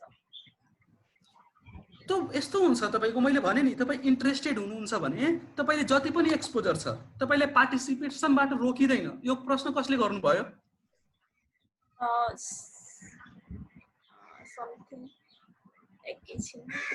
सुकृति मास्केज्यूले। सुकृति ए उहाँलाई बोल्न भन्नुहोस् त। सुकृतिजी तपाईँको अडियो एबल छ भने बोल्नुहोस् न। हजुर मैले क्वेसन सोधेको चाहिँ लाइक अब हाम्रो स्कुलहरू हुँदाखेरि त्यहाँ सानोतिर एमयुएनहरू हुन्थ्यो, अब लाइक ल कलेजहरूमा चाहिँ like will we get more of a greater opportunity to join in MUNs or not भनेर सोध्नु खोजेको। ओके, थ्याङ्क यू बहिनी। It's all about how you personally approaches MUN or moot court competition or international speech competition. So यो personal एप्रोचमा best हुन्छ। जस्तै नेपालमा अहिले हाम्रो सबभन्दा बेस्ट मुन गराउने भनेको Everest international moot youth thinker सोसाइटीले गराउँछ। सो त्यसमा चाहिँ पर्सनली एप्रोच चाहिँ हुन्छ, तर ल कलेजहरूले मुन अहिले गराइरहेको चाहिँ त्यस्तो चाहिँ त्यति धेरै चाहिँ ल क्याम्पसको इनिसिएटिभमा चाहिँ भएको देख्दिनँ। 2 वर्ष पहिले नेपाल ल क्याम्पसले एनएलसी मुड कोर्ट चाहिँ गराएको थियो, एनएलसी मुन गराएको थियो, मोडल युनाइटेड नेसन। तर बियोन्ड द्याट चाहिँ तपाईँको युथ थिङ्कर सोसाइटी अरूहरूले गराउने मुनमा चाहिँ पार्टिसिपेसनको लागि एकदमै इन्करेज गरेको हुन्छ जुन पनि कलेजले। तपाईँले इन्डिभिजुअल रूपमा इन्डिभिजुअल बेसिसमा इनिसिएटिभ लिएर इन्डिभिजुअल बेसिसमा तपाईँले चाहिँ पार्टिसिपेट गर्न पाउनुभयो, तर कलेजले नै अर्गनाइज गरेको इक्जाम्पलहरू एकदमै थोरै छ। 1 वर्ष चाहिँ तपाईँको बेसिक ओरिएन्टेसन मात्रै नेसनल ल क्याम्पसले गराएको थियो, केएसएलले गराएको जानकारी चाहिँ भएन, तर नेपाल ल क्याम्पसमा 1 पल्ट मात्रै भएको छ। तर त्यहाँ बाहेकको म आफैले पनि 3-4वटा चाहिँ मुनमा चाहिँ पार्टिसिपेट गरेँ। एउटा सेक्युरिटी काउन्सिलको मुन, युथ थिङ्कर सोसाइटीले नै अमेरिकन एम्बेसडर अगाडि गरेको थियो। त्यसै गरी अब अर्को 2टा इन्टरनेसनल मुडहरू गरेँ, मैले मुनहरू गरेँ। त्यो बेसिसमा आफैले इन्डिभिजुअली इन्ट्रेस्ट छ भने तपाईँ जति पनि गर्न पाउनुहुन्छ। अहिले पनि त अनलाइन मुनहरू भइरहेको छ। युथ थिङ्कर सोसाइटी पोखराले गराउँछ, युथ थिङ्कर सोसाइटी चितवनले गराएको छ। भनौँ अहिले पौरख भाइहरू हुनुहुन्छ हाम्रो कन्ट्याक्टमा, उहाँहरू कस्तो भन्दाखेरि बङ्गलादेशी डेलिगेट्सहरूसँग बङ्गलादेशी अर्गनाइजिङ कमिटीहरूसँग चाहिँ अलिकति कोअर्डिनेट गरेर कति धेरै अनलाइन मुनहरू गरिसके। सो त्यसरी मुनमा एकदमै इन्ट्रेस्टेड हुनुहुन्छ भने त्यो मुनको जुन नेटवर्क छ, जुन साथीहरू हुनुहुन्छ, त्यो साथीहरूसँग म तपाईँको कनेक्ट गराइदिउँला, त्यो साथीहरूसँग म इन्ट्रोड्युस गराइदिउँला। त्यसै तपाईँले आफ्नो क्लोज साथीहरू हुनुहुन्छ, इन्ट्रेस्टेड हुनुहुन्छ भने ग्रुपमा पनि पार्टिसिपेट गरेर हुन्छ, होइन तपाईँ पर्सनली एकजना मात्रै इन्ट्रेस्टेड हुनुहुन्छ भने इन्डिभिजुअली एप्रोच गरेर पनि इन्डिभिजुअली पार्टिसिपेट गर्न सक्नुहुन्छ। तर कलेजले नै मुनको इनिसिएटिभ लिएको अप्सन चाहिँ छैन। कलेजहरूले मुडकोट चाहिँ एकदमै गराउँछ, मुडकोट, तर मुन चाहिँ त्यस्तो साह्रो चाहिँ गराउँदैन है। That's all, thank you. लाभा इरिस 80 ले पनि क्वेसन सोध्दै हुनुहुन्छ। हजुरको यदि अनम्युट गरेर बोल्न सक्नुहुन्छ भने बोल्नुहोस् न आफैले।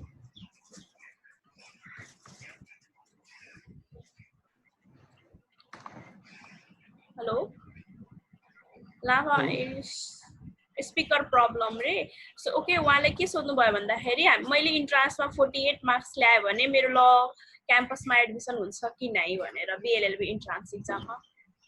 हुँदैन। बिएलएलबी इन्ट्रान्स एक्जाम दिने 2000 लास्ट वर्ष 2000 थिए, पास 1600 जना भयो। तर त्यहाँ चाहिँ त्यति पास नम्बर मात्रै ल्याएर हुँदैन, तपाईँको मेरिट लिस्टमा एडमिसन हुन्छ भनेको जसले जति धेरै नम्बर ल्यायो, जो लिस्टमा अगाडि छ उसको एडमिसन हुन्छ। त्यहाँ पनि कतिवटा सिट्स हुन्छ, कतिले कहाँ पाउँछ भन्ने कुरा भिडियोहरू मैले युट्युबको लिङ्क भनेकै थिएँ। स्टडी ल डिजुरे भन्ने च्यानलमा चाहिँ तपाईँले हेर्न सक्नुहुन्छ।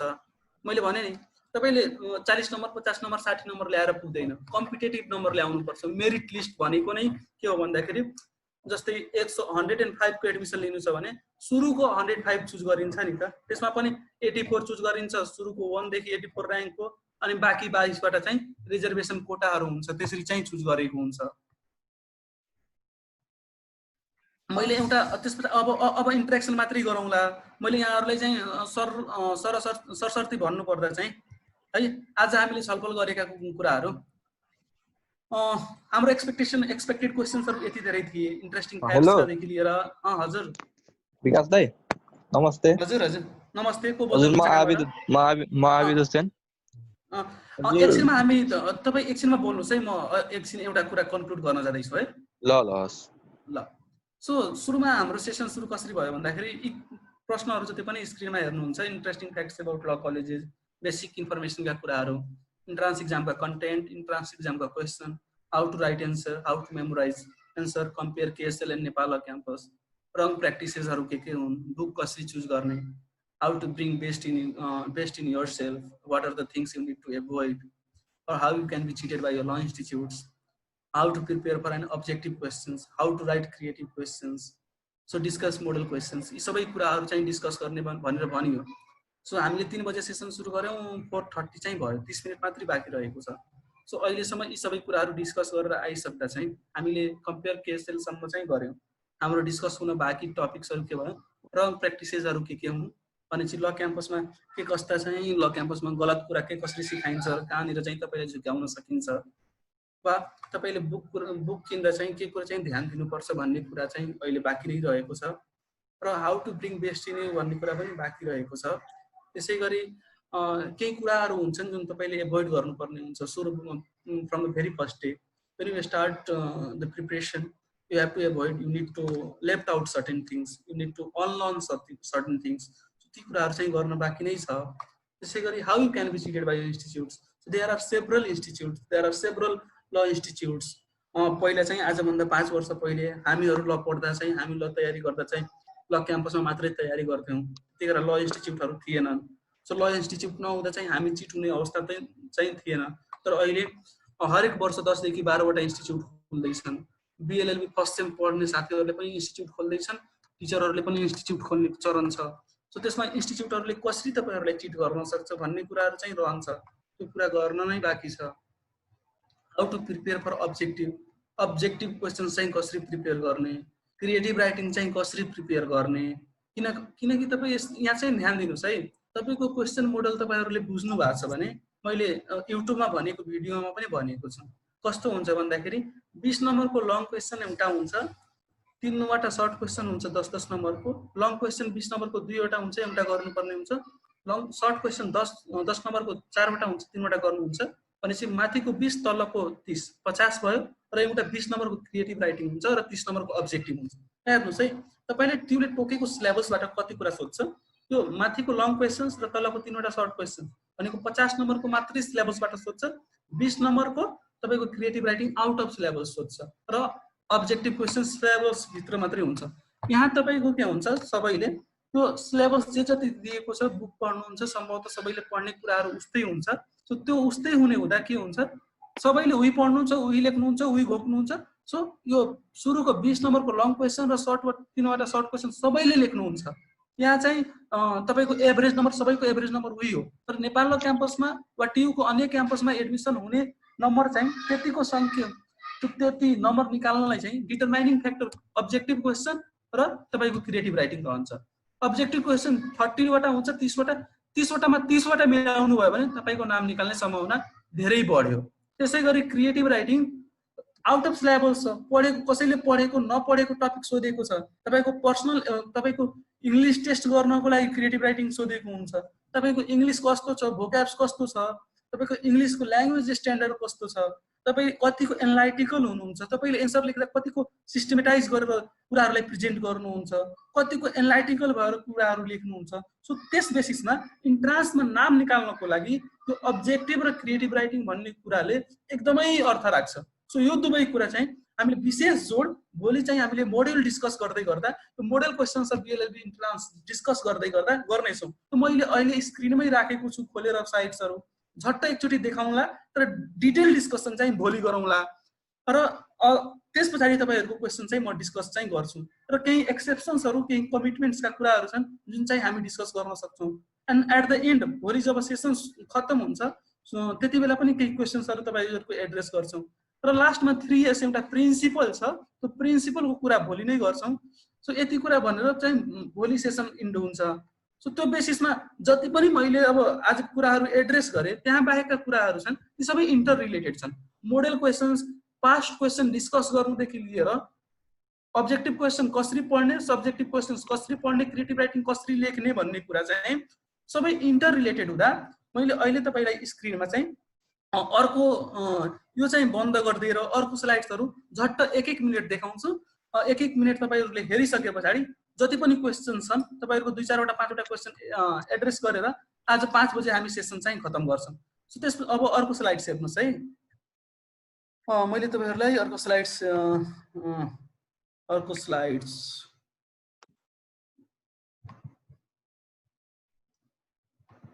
हेर्नुस् है। यो मोडेल सेट 13 हो। यो पासवर्ड टु बीएलएलबी भन्ने बुकमा 13 सेट्सको यो एक्जाम्पल मैले तपाईलाई देखाउँदै छु। 30 वटा अब्जेक्टिभ क्वेशन आउँछ कस्तो अब्जेक्टिभ क्वेशन्स आउँछ भन्ने कुरा यहाँहरुले स्क्रिनमा हेर्न सक्नुहुन्छ। क्वेशन सिम्पल हुन्छ जस्तै how many words are there in national anthem of Nepal अप्सनमा 45 55 66 एन्ड 47 47 बोल्ड गरिएको छ। Who wrote the present national anthem of Nepal Bairagi Malla Ambar Gurung Byakul Maila DP Chand व्याकुल माइला। Who wrote the book Pure Theory of Law? Kelsen. त्यसैगरी how many articles were there in the Constitution of Kingdom of Nepal 2047 2047 सालको संविधानमा कति articles थिए 133। यसरी 30 वटा क्वेशन हुन्छ। यसलाई यति धेरै प्र्याक्टिस गर्नुस् कि भोलिको दिनमा तपाईले 30 आउट अफ 30 ल्याउने कन्फिडेन्स होस्। नभए पासवर्ड टु बीएलएलबी का जति सेट्सहरु छन् ती मात्रै पनि पढ्नुहुन्छ भने 25 नम्बर त जसले पनि नर्मली ल्याउँछ तर 30 ल्याउनलाई अलिकति एक्स्ट्रा मेहनत गर्नुपर्ने हुन्छ। अर्को स्लाइड्स देखाउँछु म तपाईलाई। यो हेर्नुस् है।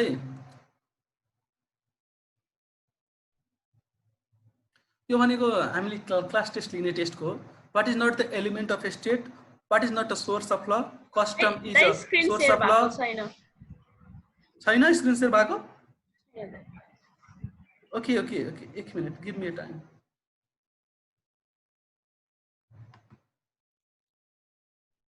स्क्रिन शेयर भएको छैन है अहिले भयो होला हेर्नुस् त भयो ल हेर्नुस् है। यहाँ चाहिँ फेरि पनि अर्को पनि अब्जेक्टिभ क्वेशन्सकै रहेको छ। Which is not an element of state population territory sovereignty justice कुन चाहिँ हैन भन्ने कुरा चाहिँ जस्टिस हैन। Which is not a source of law legislation custom sanction and president source of law कुन चाहिँ हैन स्याङ्सन हैन। custom is source of law, content of law, element of law, recognition of law, that is source of law. यसरी यस्ता क्वेशन्सहरु चाहिँ तपाईको तपाईले हेर्न सक्नुहुन्छ 30 वटा क्वेशन्सहरु चाहिँ हुन्छन्। सक्नुहुन्छ भने तपाईहरुले स्क्रिनमा स्क्रिनशट लिए पनि हुन्छ यो अहिले। हजुर हामीलाई मोडल क्वेशन पठाइदिसिन न। Next please. ओके हैन हामी पोस्ट पनि गर्छौं, टाइम एगेन हामीले डिजिरेको पेजमै पनि पोस्ट गर्छौं। इन केस तपाईहरु इन्ट्रेस्टेड हुनुहुन्छ भने मैले भनेको त्यो हाम्रो एसएको ग्रुपमा पठाइदिन्छ न, बरु सजिलो हुन्छ सबैलाई। हुन्छ त्यसो पनि गरौँला, तर अहिले झट्ट हेर्दा है। अब अर्को स्क्रिन अर्को पनि म तपाईलाई यो गर्छु।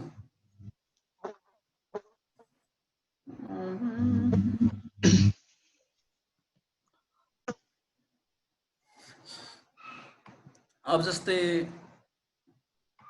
म तपाईहरुलाई यो अर्को स्क्रिन हेर्नुस् है।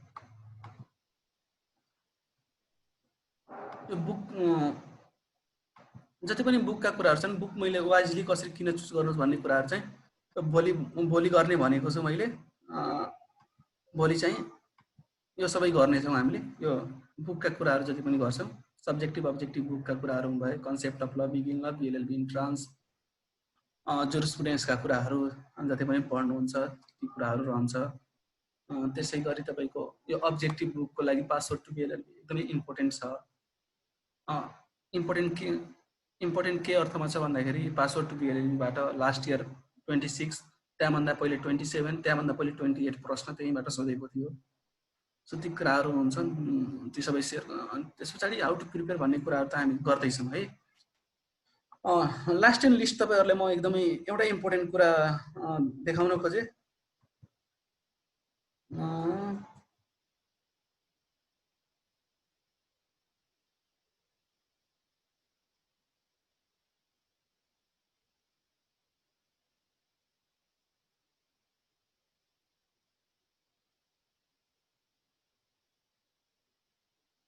स्क्रिन शेयर भएको छ छैन है?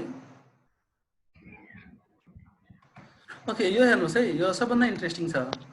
यो लास्ट इयर हामीले क्रिएटिभ राइटिङ यो भोलि जब हामी क्रिएटिभ राइटिङको कुरा गर्छौं, यो स्लाइड्सको कुरा भोलि गर्छौं हामीले। लास्ट इयर लास्ट आवरमा हामीले हामीसँग पढ्ने साथीहरुलाई यस्ता कन्टेन्ट बनाएर दिएका थियौं। यसको चाहिँ के अर्थ चाहिँ के थियो भन्दाखेरि कतिले थ्योरेटिकल बेसिसमै क्रिएटिभ राइटिङ गलत पढाइदिनुहुन्छ। धेरै तपाई अहिले के चाहिँ बुझ्नुस् भन्दाखेरि 90% स्टुडेन्टले गलत मेन्ट्री, गलत सजेसन लिएर, गलत पढेर, गलत कुरा सिकेर चाहिँ नाम निस्किदैन। क्रिएटिभ राइटिङको बारेमा गलत विचार, गलत बुझाइ भएका टिचरहरूले पढाइदिनुहुन्छ र उहाँहरूले नम्बर लुज गर्नुहुन्छ। मैले यहाँभन्दा पहिलेको वर्षमा कपी चेक गर्ने टिचरहरुसँग सर्वे गरेको थिएँ सानो। त्यो सर्वेको कुरा पनि भोलि गरौँला। उहाँहरूले त्यही भन्नुभयो, धेरै कुराहरु चाहिँ क्रिएटिभ राइटिङमा के कुराले अर्थ राख्छ भन्ने कुरा।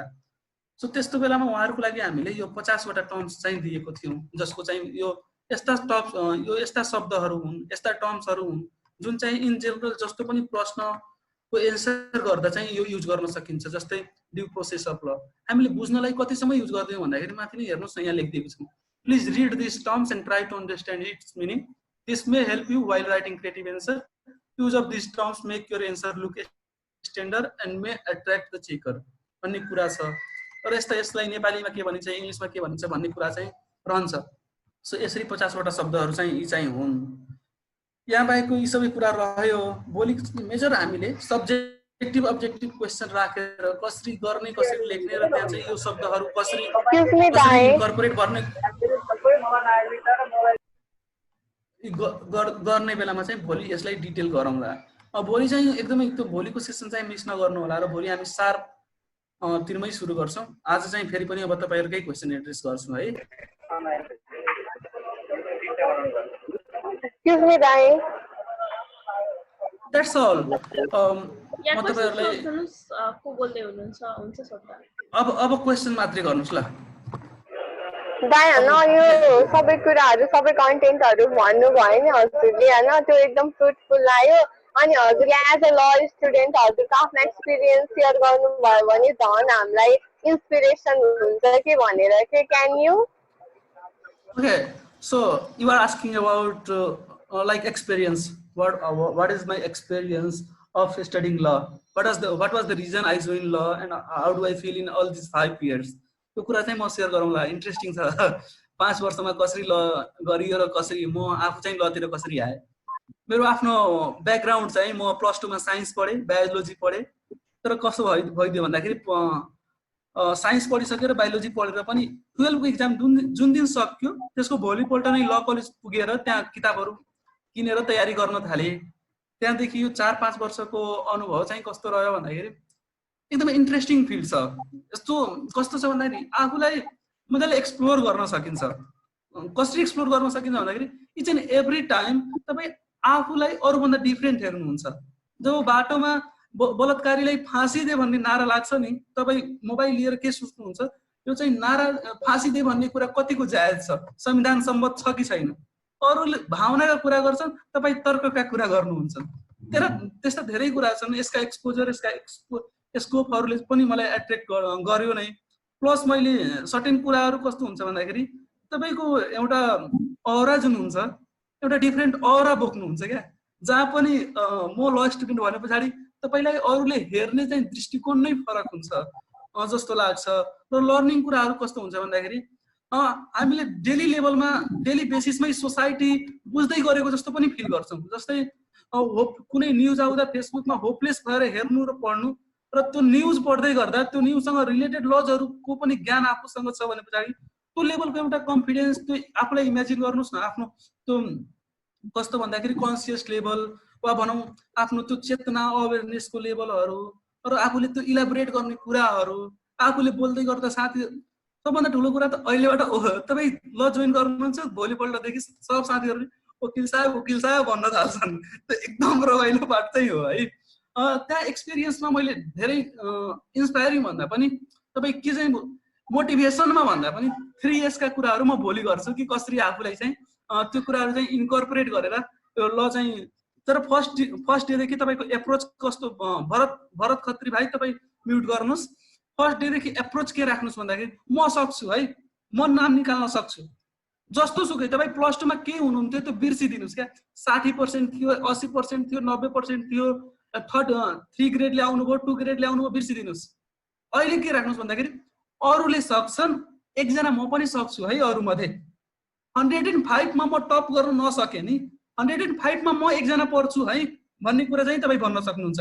हाम्रो सेसन आज मनदीप शाहले जोइन गर्नु भएको छ। मनदीप शाह लास्ट इयर चाहिँ टियु इन्ट्रान्समा 15 पोजिसनमा 15 नम्बरमा चाहिँ उहाँले नाम निकाल्नु भएको थियो। मनदीप शाहले, उहाँ चाहिँ क्लासको एभरेज स्टुडेन्ट, वा एकदमै स्ट्यान्डर्ड वा हुन्छ नि, खत्रै एन्सर लेख्ने मान्छे पनि होइन, खत्रै पढ्ने मान्छे पनि होइन, तर चिल चाहिँ हो, आफूमाथि कन्फिडेन्स भएको मान्छे चाहिँ हो।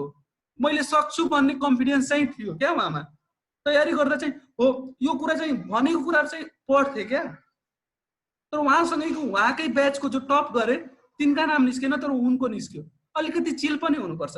यति नडराउनुहोस् कि इन्ट्रान्सले यति धेरै नडराउनुहोस् कि त्यो डरले तपाईँको पर्फर्मेन्समा ह्याम्पर गर्छ।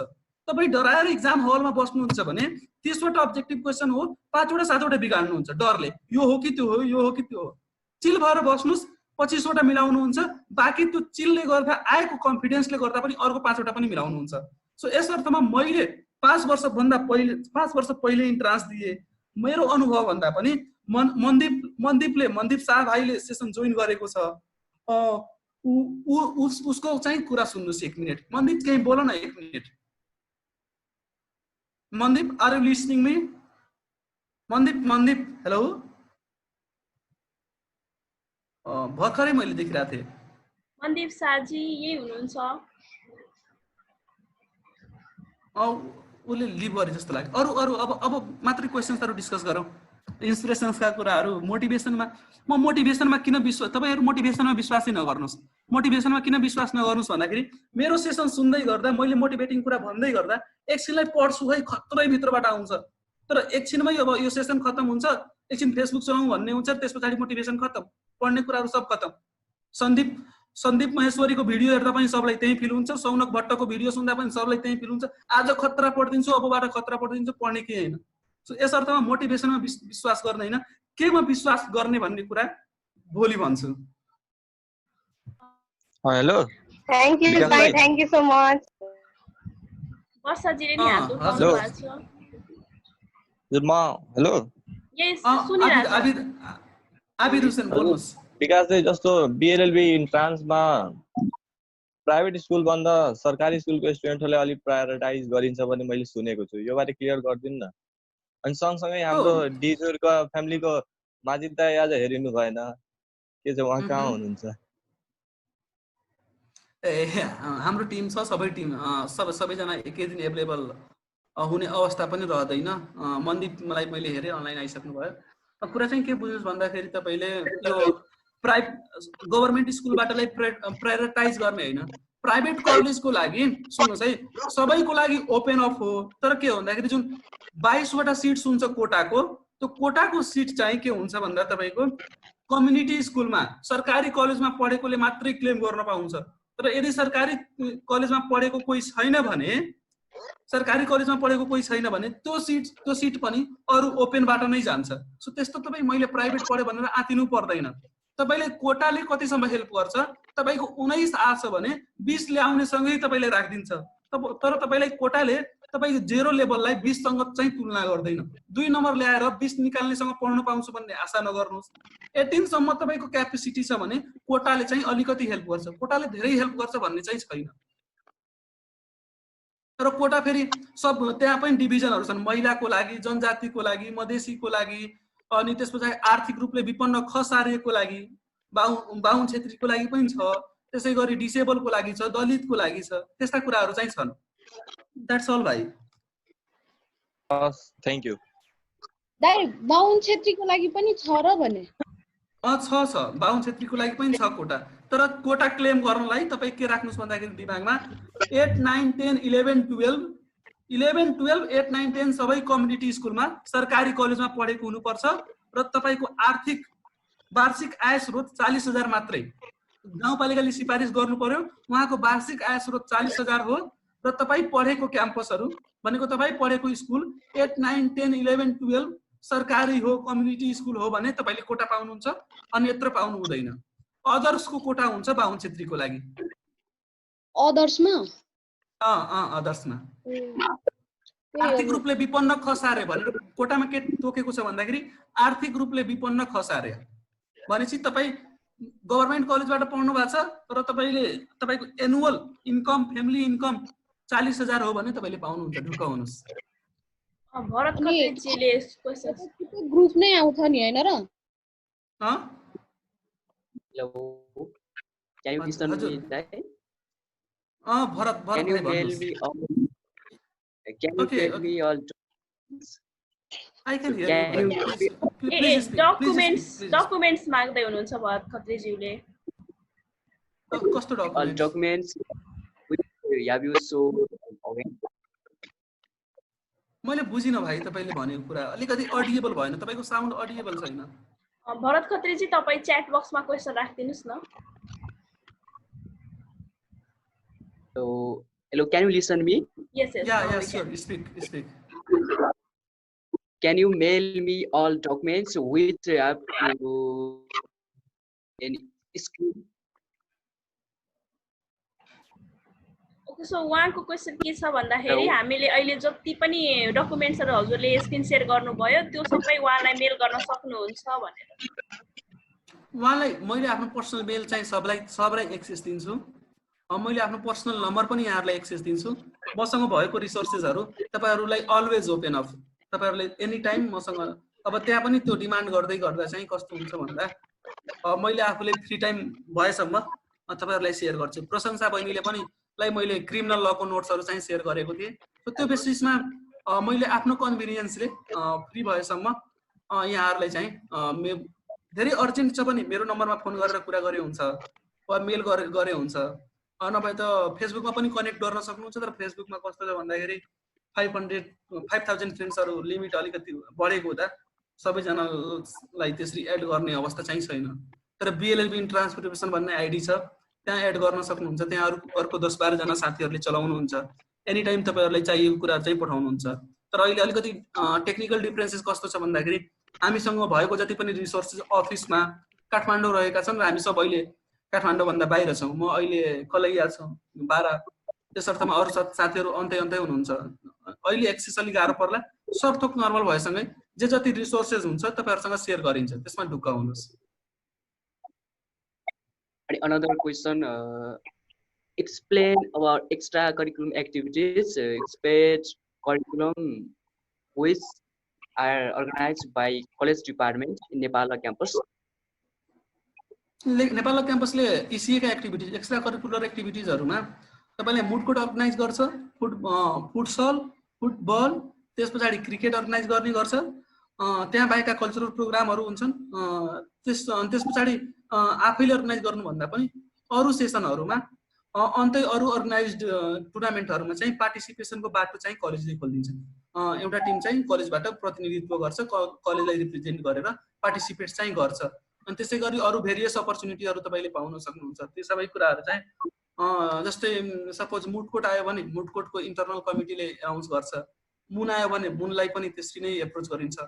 स्पीच कम्पिटिसन्सहरु, त्यसपछि साझा सवाल, त्यस्ता प्लेटफर्ममा पनि जाने कुराहरु चाहिँ ओपन अप हुन्छ। Thank you Bharat Khatri. So हामीसँग अहिले सेसनमा मैले हेर्छु नाम सुदीप सुवेदी हुनुहुन्छ, मनिषा थापा हुनुहुन्छ, रेनुसा हुनुहुन्छ, राजेश सापकोटा, मनोज ढकाल। मनोज भाइले एकदमै राम्रो काम गर्नु भएको छ एनएबी फेसबुक ग्रुपबाट। त्यहाँ चाहिँ नोट्सहरु चाहिँ एकदमै अवेलेबल छ, तपाईहरुलाई प्लस 2 मा पनि हेल्प गर्छ र ल प्रिपरेसन सुरु भएसँगै त्यहाँ पनि आउला रिसोर्सेसहरु। मन्जिला दाहाल, दीपिका, सफलता तामाङ पनि मसँग एड हुनुहुन्छ मेरो फेसबुकमा। सीमा भट्टराई, शशि बल, आबिद हुसैन भाइलाई पनि चिनेको भाइ पर्नुभयो, कुशल खड्का, भरत खत्री पनि एड हुनुहुन्छ, कौशल गैरे उहाँ पनि एड हुनुहुन्छ, सुनिता सहनी एड हुनुहुन्न, मनदीप शाहको अघि मैले कुरा गरेँ नि, उहाँ आइसक्नु भएको छ सेसन इन्ड हुनुभन्दा पहिले। जति पनि मैले मनदीप शाहको तारिफ गरेँ उहाँ नै हो है, मनदीप शाह, उहाँले अहिले बोल्नुहुन्छ। त्यसपछि एउटा नाम चाहिँ ओपन अप छैन, रबिना निपाने, सौगात गौली भाइलाई म विशेष सम्झिन्छु। हामीले डिजिरेबाट स्पिच लर्ड कानुन दिवसको दिन अर्गनाइज गरेको जुन कानुन क्विज थियो, त्यो क्विजमा चाहिँ सौगात भाइले चाहिँ one of the 5 contestants, top 5 कन्टेस्टेन्ट्समा सौगात गौली हुनुहुन्थ्यो। उहाँलाई चाहिँ हामीले password to BLLB book gift गर्न बाँकी छ। कौशल भण्डारी हुनुहुन्छ, जेनिवा दङ्गल, सेलेस्मा श्वेता, अर्को मोबाइलको नाम छ लाभा आइरिस 18, श्वेता, अनि अर्को के अजय श्रेष्ठ, उर्मिला, प्रेरणा, सुजना श्रेष्ठ। यहाँ रेज ह्यान्ड गर्नु भएको छ, हजुरको कुनै क्वेशन छ भने सोध्दा हुन्छ है।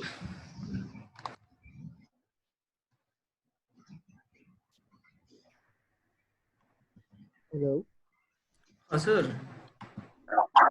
म चाहिँ कुशल गैरे। अनि एउटा क्वेशन सोधौँ भनेर नि, भन्नुस् न। क्याम्पस अनुसार चाहिँ किन लको सब्जेक्ट चाहिँ डिफर गर्छ? जस्तै अब लको सब्जेक्टमा चाहिँ समान हुनुपर्ने होइन, जस्तै अब कसैको चाहिँ भास्ट हुने अनि कसैको चाहिँ भास्ट नहुने। अघि भन्नुभयो नि तपाईँले, अब एनएलसीको चाहिँ केएसएलको भन्दा चाहिँ भास्ट छ भनेको, लाइक सब्जेक्ट चाहिँ किन डिफर गर्छ क्या क्याम्पस वाइज?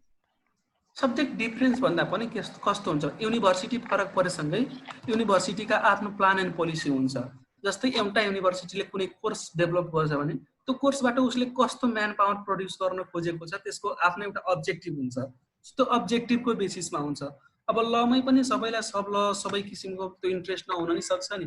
जस्तै अब भोलिको दिनमा मास्टरमा पनि डिफ्रेन्ट सब्जेक्ट हुन्छ। त्यही बेसिसमा भास्ट भन्दा पनि अलिकति वाइड कोर्स चाहिँ नेपाल ल क्याम्पसको छ, पियुको अलिकति कोर्स चाहिँ अलिकति न्यारो छ, त्यति भन्न खोजेको हो। सब्जेक्ट चाहिँ उस्तै हो, पढ्नेको कन्टेन्ट उस्तै हुन्, तर एउटा युनिभर्सिटी चुज गर्दा चाहिँ त्यो अप्सनलमा पढ्न सक्नुहुन्छ भने अर्कोमा कम्पलसरीमा पढ्नुहुन्छ भन्ने मात्रै हो। त्यस्तो चाहिँ त्यो अलिकति युनिभर्सिटी फरक परेर सब्जेक्टहरू फरक पर्छन्। जस्तै के हुन्छ भन्दाखेरि एउटा कोर्स बीएलएलबी नेपालमा गर्नु, बीएलएलबी इन्डियामा गर्नु भनेपछि त्यहाँ पनि सब्जेक्टिभहरू डिफरेन्स गर्छ। त्यो आफ्नो युनिभर्सिटीहरूको पोलिसी राखेको छ, उसको अब्जेक्टिभ कोर्स डिफाइन गर्नुमा उसको अब्जेक्टिभ के हो भन्ने कुरामा फरक आएको छ। मनदीप भाइले केही बोल्नुहुन्छ? मनदीप भाइ।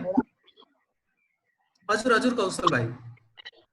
भोलिको दिनमा चाहिँ 12 पछि चाहिँ मैले चाहिँ भनौँ न अब त्यो सेवा भन्ने कि अब जस्तै न्याय सेवातिर म जान चाहेँ भने लाइक मैले गर्दै मतलब जब गर्दै चाहिँ ब्याचलर मैले पढ्न पाउँछु कि पाउँदिनँ, जस्तो व्यवस्था हुन्छ कि हुँदैन? भनेपछि तपाईँले भोलिको दिनमा मानव खरिदार वा सुब्बामा नाम निकाल्नु भयो, त्यो नाम निकालिसकेर बिएलएलबी कन्टिन्यू गर्न सक्नुहुन्छ कि गर्न सक्नुहुन्न भन्ने कुरा हो। त्यो कुरा हो भने त्यो कस्तो हुन्छ भन्दाखेरि त्यो तपाईँले अलिक गाह्रो छ। के अर्थमा गाह्रो छ भन्दाखेरि कलेजले अनिवार्य रूपमै एटेन्डेन्स खोज्छ अनि त्यस पछाडि तपाईँको एटेन्डेन्स नभई एक्जाममा एलाउ नै गर्दैन। त्यो बेसिसमा तपाईँलाई गर्न टफ होला। तर युनिभर्सिटी बेसिसमा फरक छ। कति युनिभर्सिटीले त्यो जस्तै त्यो गर्दैन भने एटेन्डेन्स हेर्दैन भने तपाईँले गर्न पाउनुभयो। तर गाह्रो छ। तपाईँले ब्याचलर कम्प्लिट गरेरै एउटा चाहिँ कि जब गर्नुपर्ने हुन्छ कि ब्याचलर गर्नुपर्ने हुन्छ। त्यस्तो भयो भने तपाईँले त्यो बिएलएलबी ड्रप गरिदिएर अरू कुनै बिएडका सब्जेक्ट गरेर अनि पछि एलएलबी गर्न चाहिँ हुन्छ। तर ठ्याक्कै दुवै सिमल्टेनियस सँगसँगै गर्न चाहिँ गाह्रो छ।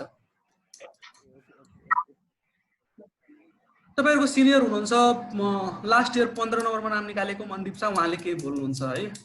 At the end of the session तपाईँहरूलाई अहिले अब आजको इम्पोर्टेन्ट कुराहरू आज सके जस्तै छ। बाँकी कुराहरू भोलि क्यारी आउट गर्छौँ। अहिले जेनरल तपाईँहरूको आएको क्वेसन्सहरूको गफ गर्छौँ हामी। अब यो गफगाफको सेसन हो। तपाईँहरूलाई केही इम्पोर्टेन्ट काम छ, खाजा खानु भएको छैन, भोक लागेको छ भने त्यो लिभ गरेर सेसन त्यहाँ जान सक्नुहुन्छ। किनकि इम्पोर्टेन्ट कुराहरू अहिले भइसक्यो। इम्पोर्टेन्ट कुरा अर्को इम्पोर्टेन्ट कुरा अहिले टच गर्दिनँ, भोलि टच गर्छु। सो यो गफगाफको सेसनमा मन लागि बस्नुहोस्, गफ गरौँ, नभए लिभ गर्न पनि सक्नुहुन्छ, खाजा खान जान सक्नुहुन्छ। यहाँहरूको समय हो। मनदीप भाइको कुरा सुनौँ न, कुरा सुनौँ, गफ सुनौँ। भाइ बहिनीहरूलाई एकछिन एड्रेस गरिदेऊ भाइ।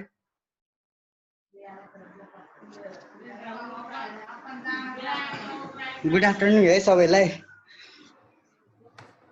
गुड आफ्टरनुन दा। सबैजना हुनुहुन्छ भन्ने आशा पनि गर्दछु है।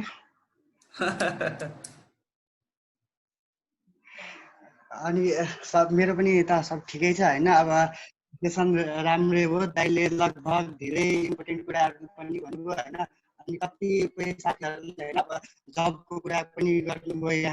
यहाँ चाहिँ खोइ मैले नि थाहा पाए अनुसार गभर्मेन्ट जब लोकसेवा लडेर चाहिँ नाम निकालिसकेपछि त्यसमा जब गर्न पाएपछि यदि पढाइ कम्प्लिट गरेर चाहिँ त्यो जब चाहिँ गर्न पहिला नै चाहिँ अब पढ्ने जब चाहिँ गाह्रो छ त्यो चाहिँ होइन। लोकसेवा जबलाई नभए अब नेपालको स्थितिमा कुन बेला अब कति घन्टी हुन्छ है। अब 1 घन्टी पढ्नको लागि 2 घन्टी कुदेर बस्नुपर्छ। त्यस्तो अवस्थामा जब पनि गर्नु पढाइ पनि गर्नु भनेपछि एकदमै अप्ठ्यारो कुरा। त्यसैले नेपालमा मतलब अब जब चाहिँ मनदीप आवाज क्लियर छैन। सायद तिम्रो नेट डिस्टर्ब हो। त्यो भोलि कन्टिन्यू गरौँ न त। अरू कुनै पार्टिसिपेन्ट्सबाट केही प्रश्न छ त? साउन्ड नै डिस्टर्ब आयो। तिम्रो एकदमै ग्यार आयो। एकदमै हजुरले भिडियो अफ गरेर बोल्नु भयो भने चाहिँ आउला। अब ठिकै छ, भोलि कन्टिन्यू गर्नुहुन्छ नि तपाईहरुले। अब बरु पार्टिसिपेन्ट्सहरुको अब केही फिडब्याक छ आजको सेसनलाई जुन भोलि चाहिँ हामीले इम्प्रोभाइज गर्न सकौं। भोलि चाहिँ त्यो कुरालाई त्यसरी अलिकति यो कुरा चाहिँ आज एभोइड गरेर भोलि यति मात्रै फोकस गर्नु होला। आजको यो सेसनमा यो चाहिँ राम्रो पक्ष रह्यो, त्यो चाहिँ अलिकति यसलाई सुधार गर्न सकिन्छ है। वा भोलिको सेसनमा आज मैले जति पनि भने भोलि के एड्रेस गर्छौं भन्ने कुरा आज नै खुलाइदिए। भोलि यो कुरा पनि एड्रेस गर्नु होला भन्ने चाहिँ केही छ, त्यस्तो छ भने भन्न सक्नुहुन्छ। वा सिम्पली आजको सेसन कस्तो लाग्यो भन्ने पनि यसो बोल्नुस् न, रमाइलो हुन्छ। किनकि वन वे मात्रै म मात्रैले बोल्दै गर्दाखेरि कस्तो कस्तो भयो।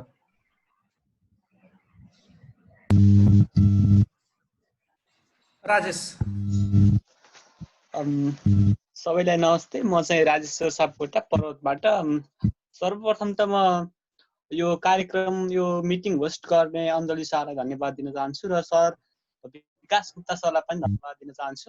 सरले चाहिँ धेरै कुराको ज्ञान दिनुभएको छ। अझ भोलि पनि राम्रो राम्रो कुराको ज्ञान दिनुहुनेछ र यसको लागि आभारी छु sir. Thank you. Thank you Rajesh. अरू कोही हुनुहुन्छ? त्यो ल इन्ट्रान्समा नाम निकाल्ने सबभन्दा धेरै केटीले नाम निकाल्नुहुन्छ। आज सेसनमा बोल्ने सबभन्दा कम तपाईहरु नै बोल्दै हुनुहुन्छ। तपाईहरु बोल्नुस् न। हो गर्ल्सले बोल्नु पर्यो मेजर। सुजिना बहिनीले बोल्नु पर्यो। सफलता बहिनी। हजुर हजुर हजुर। Hello hello hello Sunita. हजुर, मैले चाहिँ एउटा शेयर गर्न खोजेको कुरा चाहिँ हैन, हाम्रो धेरै जस्तो पार्टिसिपेन्ट्सहरुले चाहिँ प्लस टूमा ल पढ्नेहरूलाई एडभान्टेज धेरै हुन्छ भनेर मिसकन्सेप्सन गर्नुभएको छ कि त्यस्तो केही पनि हुँदैन होइन तपाईँलाई अब प्लस टूमा ल पढ्नु भएको छ भने चाहिँ होइन तपाईँलाई अलिकति एडभान्टेज के हुन्छ भने तपाईँलाई केस लजहरू अलिकति थाहा हुन्छ होइन तपाईँले ललाई अलिक राम्ररी बुझ्न सक्नुहुन्छ त्यति कुरा हो एडभान्टेज हुने चाहिँ तर इन्ट्रेन्समा चाहिँ हाम्रो ल स्टुडेन्टहरूलाई मात्र धेरै एडभान्टेज हुने हो भन्ने चाहिँ कन्सेप्सन चाहिँ नराख्नु होला यो यति मात्र भन्न चाहन्छु मैले थ्याङ्क यू सुनिता तिमी के पढ्छौ कुन कलेजमा मैले लास्ट इयर ट्युबमा दिएको थिएँ इन्ट्रेन्स अनि त्यसमा चाहिँ अलि मेरो गल्तीको कारण नभएको ए तपाईँ के पढ्नु भयो प्लस टूमा ल नै पढेको मैले ए ल कुन कलेजबाट कलेज अफ सेन्ट्रल स्टेट सोल्टिमोरमा ओके प्रपोसा केसीले पढाउनु भयो तपाईँलाई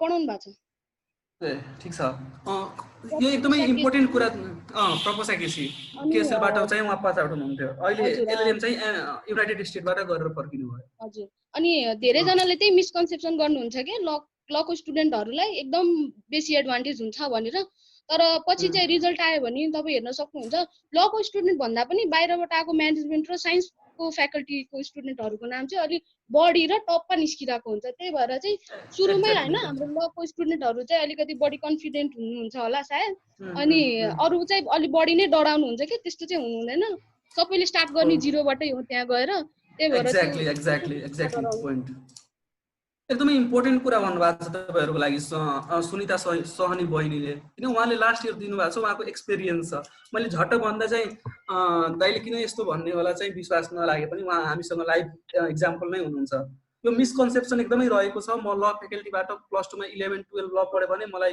सब थोक आउँछ र मैले प्लस टूमा ल पढिनँ भने मलाई केही आउँदैन भन्ने कुरा तपाईँ के बुझ्नुहोस् प्लस टूमा जे पढ्नुभयो त्यो इन्ट्रान्सको लाइनमा जब तपाईँ उभिनुहुन्छ त्यहाँ जेरो हुन्छ र त्यहाँ पछाडि अर्को स्टेज सुरु हुन्छ त्यस पछाडि जसले जति मेहनत गर्यो त्यो चाहिँ उसको लागि चाहिँ ऊ अगाडि बढ्छ उसको नाम निस्किन्छ र यहाँ चाहिँ एउटा कुरा के हुन्छ त्यो म्यानेजमेन्ट र साइन्सका धेरै किन निकाल्छन् भन्ने मैले भिडियोमा गरेको छु एकचोटि चाहिँ सुन्नु होला त्यो चाहिँ नछुटाउनु होला तर यसमा चाहिँ अब कस्तो छ भन्दाखेरि तपाईँहरू लबाट आउने साथीहरू के हुन्छ भन्दाखेरि सिकेका कुराहरू चाहिँ यो चाहिँ छोडिदिनुहोस् है यति कुरा मात्रै सम्झिनुहोस् भन्दाखेरि त्यो मान्नुहुन्न क्या अलिकति जिद गर्नुहुन्छ र अर्को कुरा चाहिँ एकदमै बुस्टअप के हुन्छ मलाई सब आउने जस्तो टाइपको चाहिँ एउटा त्यो ओभर कन्फिडेन्सले पनि बिगाडिदिन्छ कहिलेकाहीँ र अर्को कुरा के हुन्छ बेसिक कन्सेप्ट तपाईँहरूको एउटा मात्रै एडभान्टेज हो तपाईँसँग बेसिक कन्सेप्ट छ तपाईँले त्यसलाई प्रेजेन्ट कसरी गर्ने कसरी लेख्ने त्यो मात्रै सिक्नुपर्छ अरू फ्याकल्टीबाट आउनेलाई बेसिक कन्सेप्ट लिने र त्यो प्रेजेन्टेसन दुवै सिक्नुपर्छ यति मात्रै डिफरेन्स हो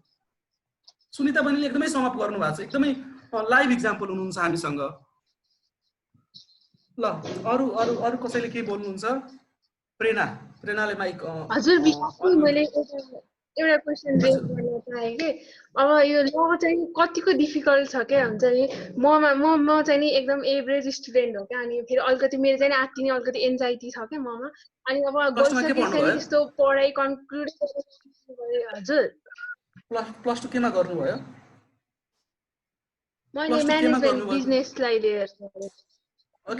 बिजनेसलाई लिएर गरेको ल हेर्नुहोस् है ल कस्तो हो भन्दाखेरि तपाईँलाई पास हुनलाई गाह्रो छैन ल तपाईँ जेनरली भने क्लास मात्रै एटेन्ड गर्नुहुन्छ भने पास मार्क एकदमै एटेन्ड गर्न सक्नुहुन्छ त्यस्तो धेरै मेहनत गर्नु पर्दैन फेरि अलिकति राम्रो नम्बर ल्याउनलाई अलिकति मात्रै मेहनत गरिदिए पनि पुग्छ तर ल भनेको यो पास मार्क्स र सर्टिफिकेट्समा मात्रै सीमित हुने प्रोफेसन होइन भोलिको दिनमा यसलाई तपाईँले प्रोफेसनमा निकाल्नलाई आउट एक्स्ट्रा नलेज जति राख्नुभयो नि जति धेरै बुक्सहरू पढ्नुभयो नि त्यो काम लाग्छ तपाईँ सुन्नुभयो होला कलेजको एभरेज स्टुडेन्ट अहिले प्र्याक्टिसमा लयरहरू एकदमै खतरा भएको छन् तर कलेजको टपरहरू पनि खतरा लयर भएको अप्सन त्यो चाहिँ अलिकति कमै सुनिन्छ भनेपछि ल प्रोफेसनलाई मात्रै त्यो डिग्रीले मात्रै पनि अर्थ राख्दैन तपाईँको धेरै कुरा धेरै फ्याक्टर्सहरू हुन्छन् तर as a subject as a content as a course 5 वर्ष कस्तो छ भन्दा चाहिँ सजिलो छ किन सजिलो छ सुरुमा तपाईँ पोलिटिकल साइन्स पढ्नुहुन्छ हिस्ट्री पढ्नुहुन्छ नेपाली पढ्नुहुन्छ त्यो सजिलो छ त्यहाँ म्याथ पढ्नु पर्दैन फिजिक्स जस्तो कम्प्लेक्स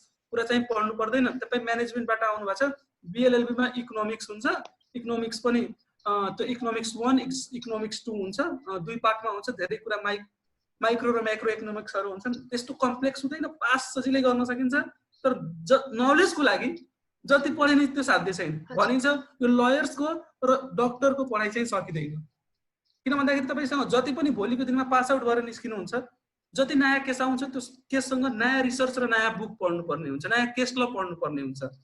त्यो बेसिसमा डिग्री लिनलाई तपाईँले एकदमै सजिलो छ, एकदमै सजिलो छ, अरू फिल्डबाट एकदमै सजिलो डिग्री लिनलाई। तर एडमिसन लिनलाई गाह्रो है, नाम निकाल्न एडमिसन लिन गाह्रो, पास आउट भएर निस्किन त एकदमै सजिलो। अनि पछि स्कोप चाहिँ नि कस्तो छ लमा भनेको त गुड इन्कम अर्निङ सोर्सेसहरू छ, अनि हामीलाई पछि चाहिँ नि जब पाउन सजिलो हुन्छ कि हुँदैन, कम्पिटिटिभ कतिको छ त्यो बुझ्न चाहेँ मैले चाहिँ। म अहिले पनि सेसनमा जति पनि धेरै मैले बहिनीहरू नै देखेँ, म फिमेल स्टुडेन्ट्स भनौँ जति पनि देखेँ नि, तपाईँहरूले एउटा चाहिँ ध्यान दिनुहोस् है, यो मैले एकदमै सबै प्लेटफर्ममा यो कुरा चाहिँ भन्छु। यो कमन कुरा चाहिँ के भन्छु भन्दाखेरि अरू प्रोफेसन, अरू क्यारियर अप्सन र ल क्यारियर अप्सन वुमेनको लागि किन डिफ्रेन्ट छ भन्ने कुरा पहिला म भन्छु तपाईँलाई। जस्तै अरू तपाईँ मेडिकल पढे पनि, इन्जिनियरिङ पढे पनि, अरू कुनै फ्याकल्टी पढे पनि त्यसले तपाईँको एउटा क्यारियर सेपअप गरिदिन्छ, ल पढे पनि एउटा क्यारियर सेपअप गर्छ। तर लले तपाईँहरूलाई इन्डिभिजुअल एज अ वुमेन के चाहिँ फरक पार्छ भने यसले तपाईँलाई इम्पावर गर्छ क्या। त्यो ल भन्ने सब्जेक्टले, ल भन्ने कोर्सले मेडिकल पढ्नुहुन्छ, मेडिकलको नलेज हुन्छ, तपाईँको साइन्सको नलेज हुन्छ, त्यो मेडिकल साइन्सको नलेज हुन्छ, तर तपाईँलाई इम्पावर गर्छ भन्ने चाहिँ ग्यारेन्टी छैन। इन्जिनियरिङले इम्पावर गर्दैन, अरू सोसल साइन्सेसले इम्पावर गर्दैन, तर लले के गरिदिन्छ एज अ इन्डिभिजुअल तपाईँलाई इम्पावर गर्छ। तपाईँको राइट्स के हो, तपाईँको ड्युटिजहरू के हुन्, तपाईँका लेजिटिमेट एक्सपेक्टेसन के हुन्, ती सबैले इम्पावर गर्ने हुँदा के हुन्छ, भोलिको दिनमा मानौ तपाईँलाई रेस्ट्रिक्ट गरियो, तपाईँको प्यारेन्टले तपाईँलाई घरभन्दा बाहिर जान दिनु भएन, तपाईँको अर्ली एज म्यारेज गरियो भने पनि तपाईँसँग ल डिग्री छ भने इन होम प्र्याक्टिस गर्न सकिन्छ नि, वा इन हाउस फाइट अप गर्न सकिन्छ, आफ्नो राइटले फाइट गर्न सकिन्छ। सबभन्दा ठुलो कुरा के भन्दाखेरि तपाईँ घरमै बसी पनि आफ्नो सोसाइटीलाई इम्पावर गर्न सक्नुहुन्छ। लको एउटा फाइदा क्या, जस्तै घरमा बस्नु भएको छ, बिहे नै भइदियो भने अर्ली एजमा के भन्न सक्यो भने फलानुको छोरी फलानुको बुहारी चाहिँ ऊ छ है, कानुन जानेको चाहिँ उसँग बुझौँ न भन्ने कुरा रहन्छ। सो पर्सनली पनि तपाईँले इम्पावर गर्ने भयो, कम्युनिटी लेभलमा पनि इम्पावर गर्ने भयो। तर स्कोपको कुरा गर्ने हो भने तपाईँ के हुनु भएन भने त लयर हुनुहुन्छ, त्यो छ नै। त्यहाँ बाहेकको लिगल एनालिस्टको कुराहरू छन्। लोकसेवातिर पनि ल पढेको स्टुडेन्टहरूको धेरै नाम निकाल्नुको कारण के हो भन्दाखेरि तपाईँ ल ब्याकग्राउन्डबाट लोकसेवा दिनुहोस् वा अन्य कुनै ब्याकग्राउन्डबाट लोकसेवा दिनुहोस्, त्यहाँ चाहिँ लको 30% कुरा सोध्छ। त्यस बेसिसमा तपाईँले 5 वर्ष डेली त्यही संविधान, डेली त्यही ऐन कानुनको कुरा पढ्नुहुन्छ भने पछाडि तपाईँले ऐन कानुन र संविधानको कुरा चाहिँ घोक्न, पढ्न, सिक्न गाह्रो हुँदैन। तर अरू फ्याकल्टीलाई त्यो कुरा चाहिँ गाह्रो हुन्छ, जुन चाहिँ तपाईँले पढ्नै पर्दैन र तपाईँको नाम निकाल्न लोकसेवाबाट सजिलो छ। अन्य अरू एनजिओमा जब गर्न सकिन्छ। ग्रेटर एस्पेक्ट्समा तपाईँ भोलिको दिनमा इक्जाम दिएरै डिस्ट्रिक्ट कोर्टको जज बन्न पाउनुहुन्छ।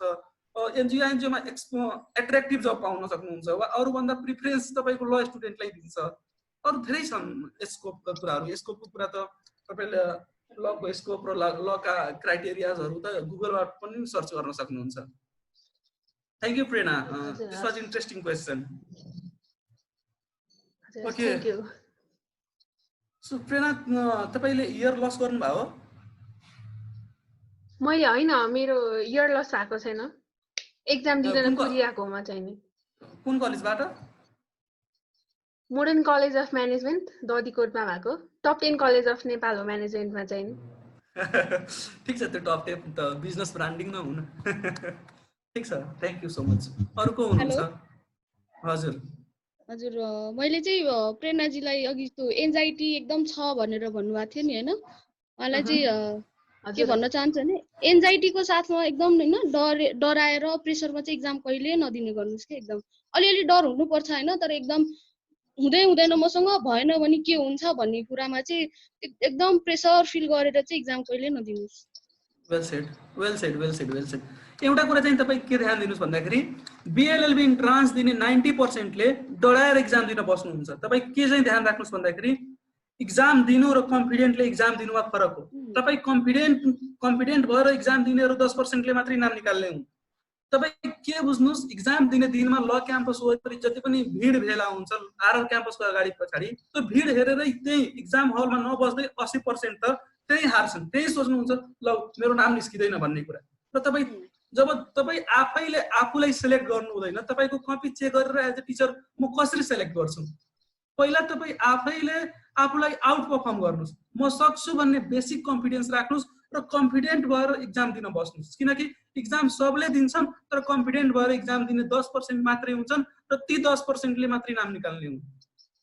र पो टपर भएर पनि नाम निकाल्दैनन् किनकि डराएर आउने प्रश्न पनि बिगाड्छन् र जो चिल गरेर एभरेज स्टुडेन्ट हुन्छन् कन्फिडेन्ट उनीहरूमा अलिकति हामीले बढी मोटिभेट गरेको हुन्छौँ, बढी केयर गरेको हुन्छौँ, भाइ पढ भनेर उहाँहरू मोटिभेट भएर बस्नुहुन्छ।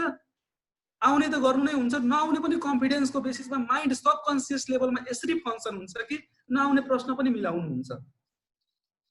र साइकोलोजी हुन्छ तपाईँको बिएलएलबी इन्ट्रान्समा। म एउटा तपाईँको के हुन्छ भन्दाखेरि तपाईँले झुक्याउने कुरा कस्तो हुन्छ, फर्स्ट क्वेसन वा थर्ड क्वेसन फिफ्थ क्वेसन जाने यस्तो टफ दिन्छ जुन तपाईँलाई अलिकति सोच्न बाध्य बनाइदिन्छ अब्जेक्टिभमा।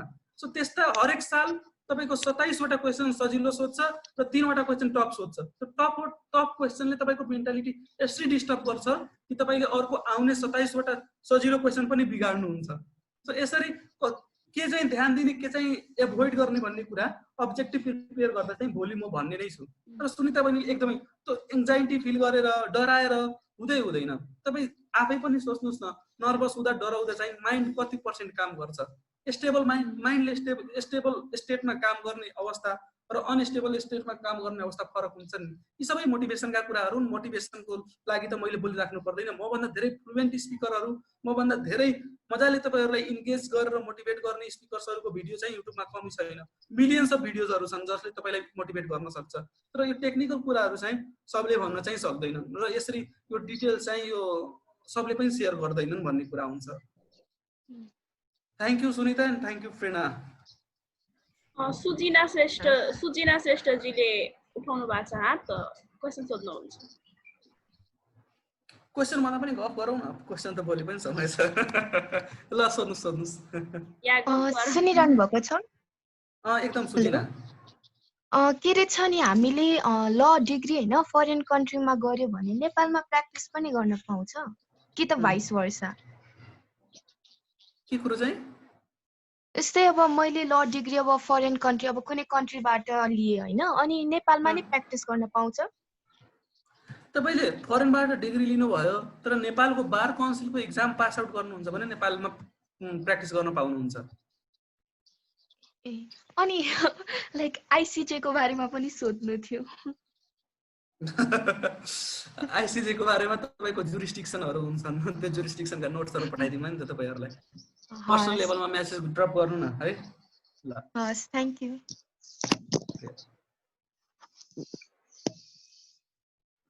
Anyone else? हंस बहिनी, कौशल गैरे, हामीसँग अहिले कति यतिजना मात्रै हुनुहुन्छ है? स्क्रिनमा जतिजना हुनुहुन्छ 2 4 5 20 जना हुनुहुन्छ है।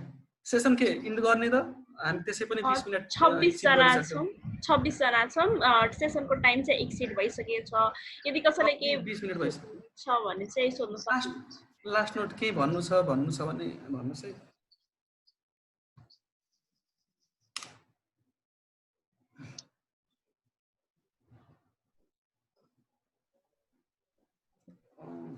प्रमिसा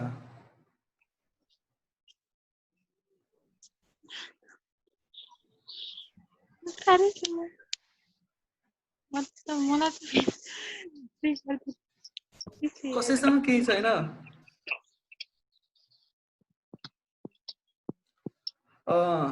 शशि पालले नम्बर भन्नुभएको छ, म नम्बर च्याटमा ड्रप गरिदिन्छु है तपाईँहरूलाई सबको लागि। मैले नम्बर चाहिँ च्याटमा अहिले हेर्नुहोस् है, नम्बर 9843651534 86 9816239309 आन्सर। अब मैले मेल एड्रेस पनि दिएँ आफ्नो, bikassgnss@gmail.com। केही क्युरी छ भने मेल गरे पनि हुन्छ, फोनमा पनि। अब तपाईँ सबैलाई थाहा भएकै कुरा हो, राति चाहिँ नगरिदिनु होला, अफिसियल आवरमै 10 देखि 4 मा गर्नु होला। हजुर अर्चना। क्लास 10 सम्म चाहिँ प्राइभेट स्कुलमा पढेर अनि अरू चाहिँ +2 चाहिँ गभर्मेन्ट स्कुलमा गऱ्यो भने त्यसको कोटा छ कि छैन? कोटा हुन्छ कि हुन्न ट्युमा? हैन उसको त्यस्तोको लागि कोटा हुँदैन। कोटाको लागि विशुद्ध 8, 9, 10, 11, 12 कम्युनिटी स्कुलमा सामुदायिक विद्यालयमा पढेको हुनुपर्छ। त्यति चाहिँ अनिवार्य शर्त नै हो। ओके दाइ।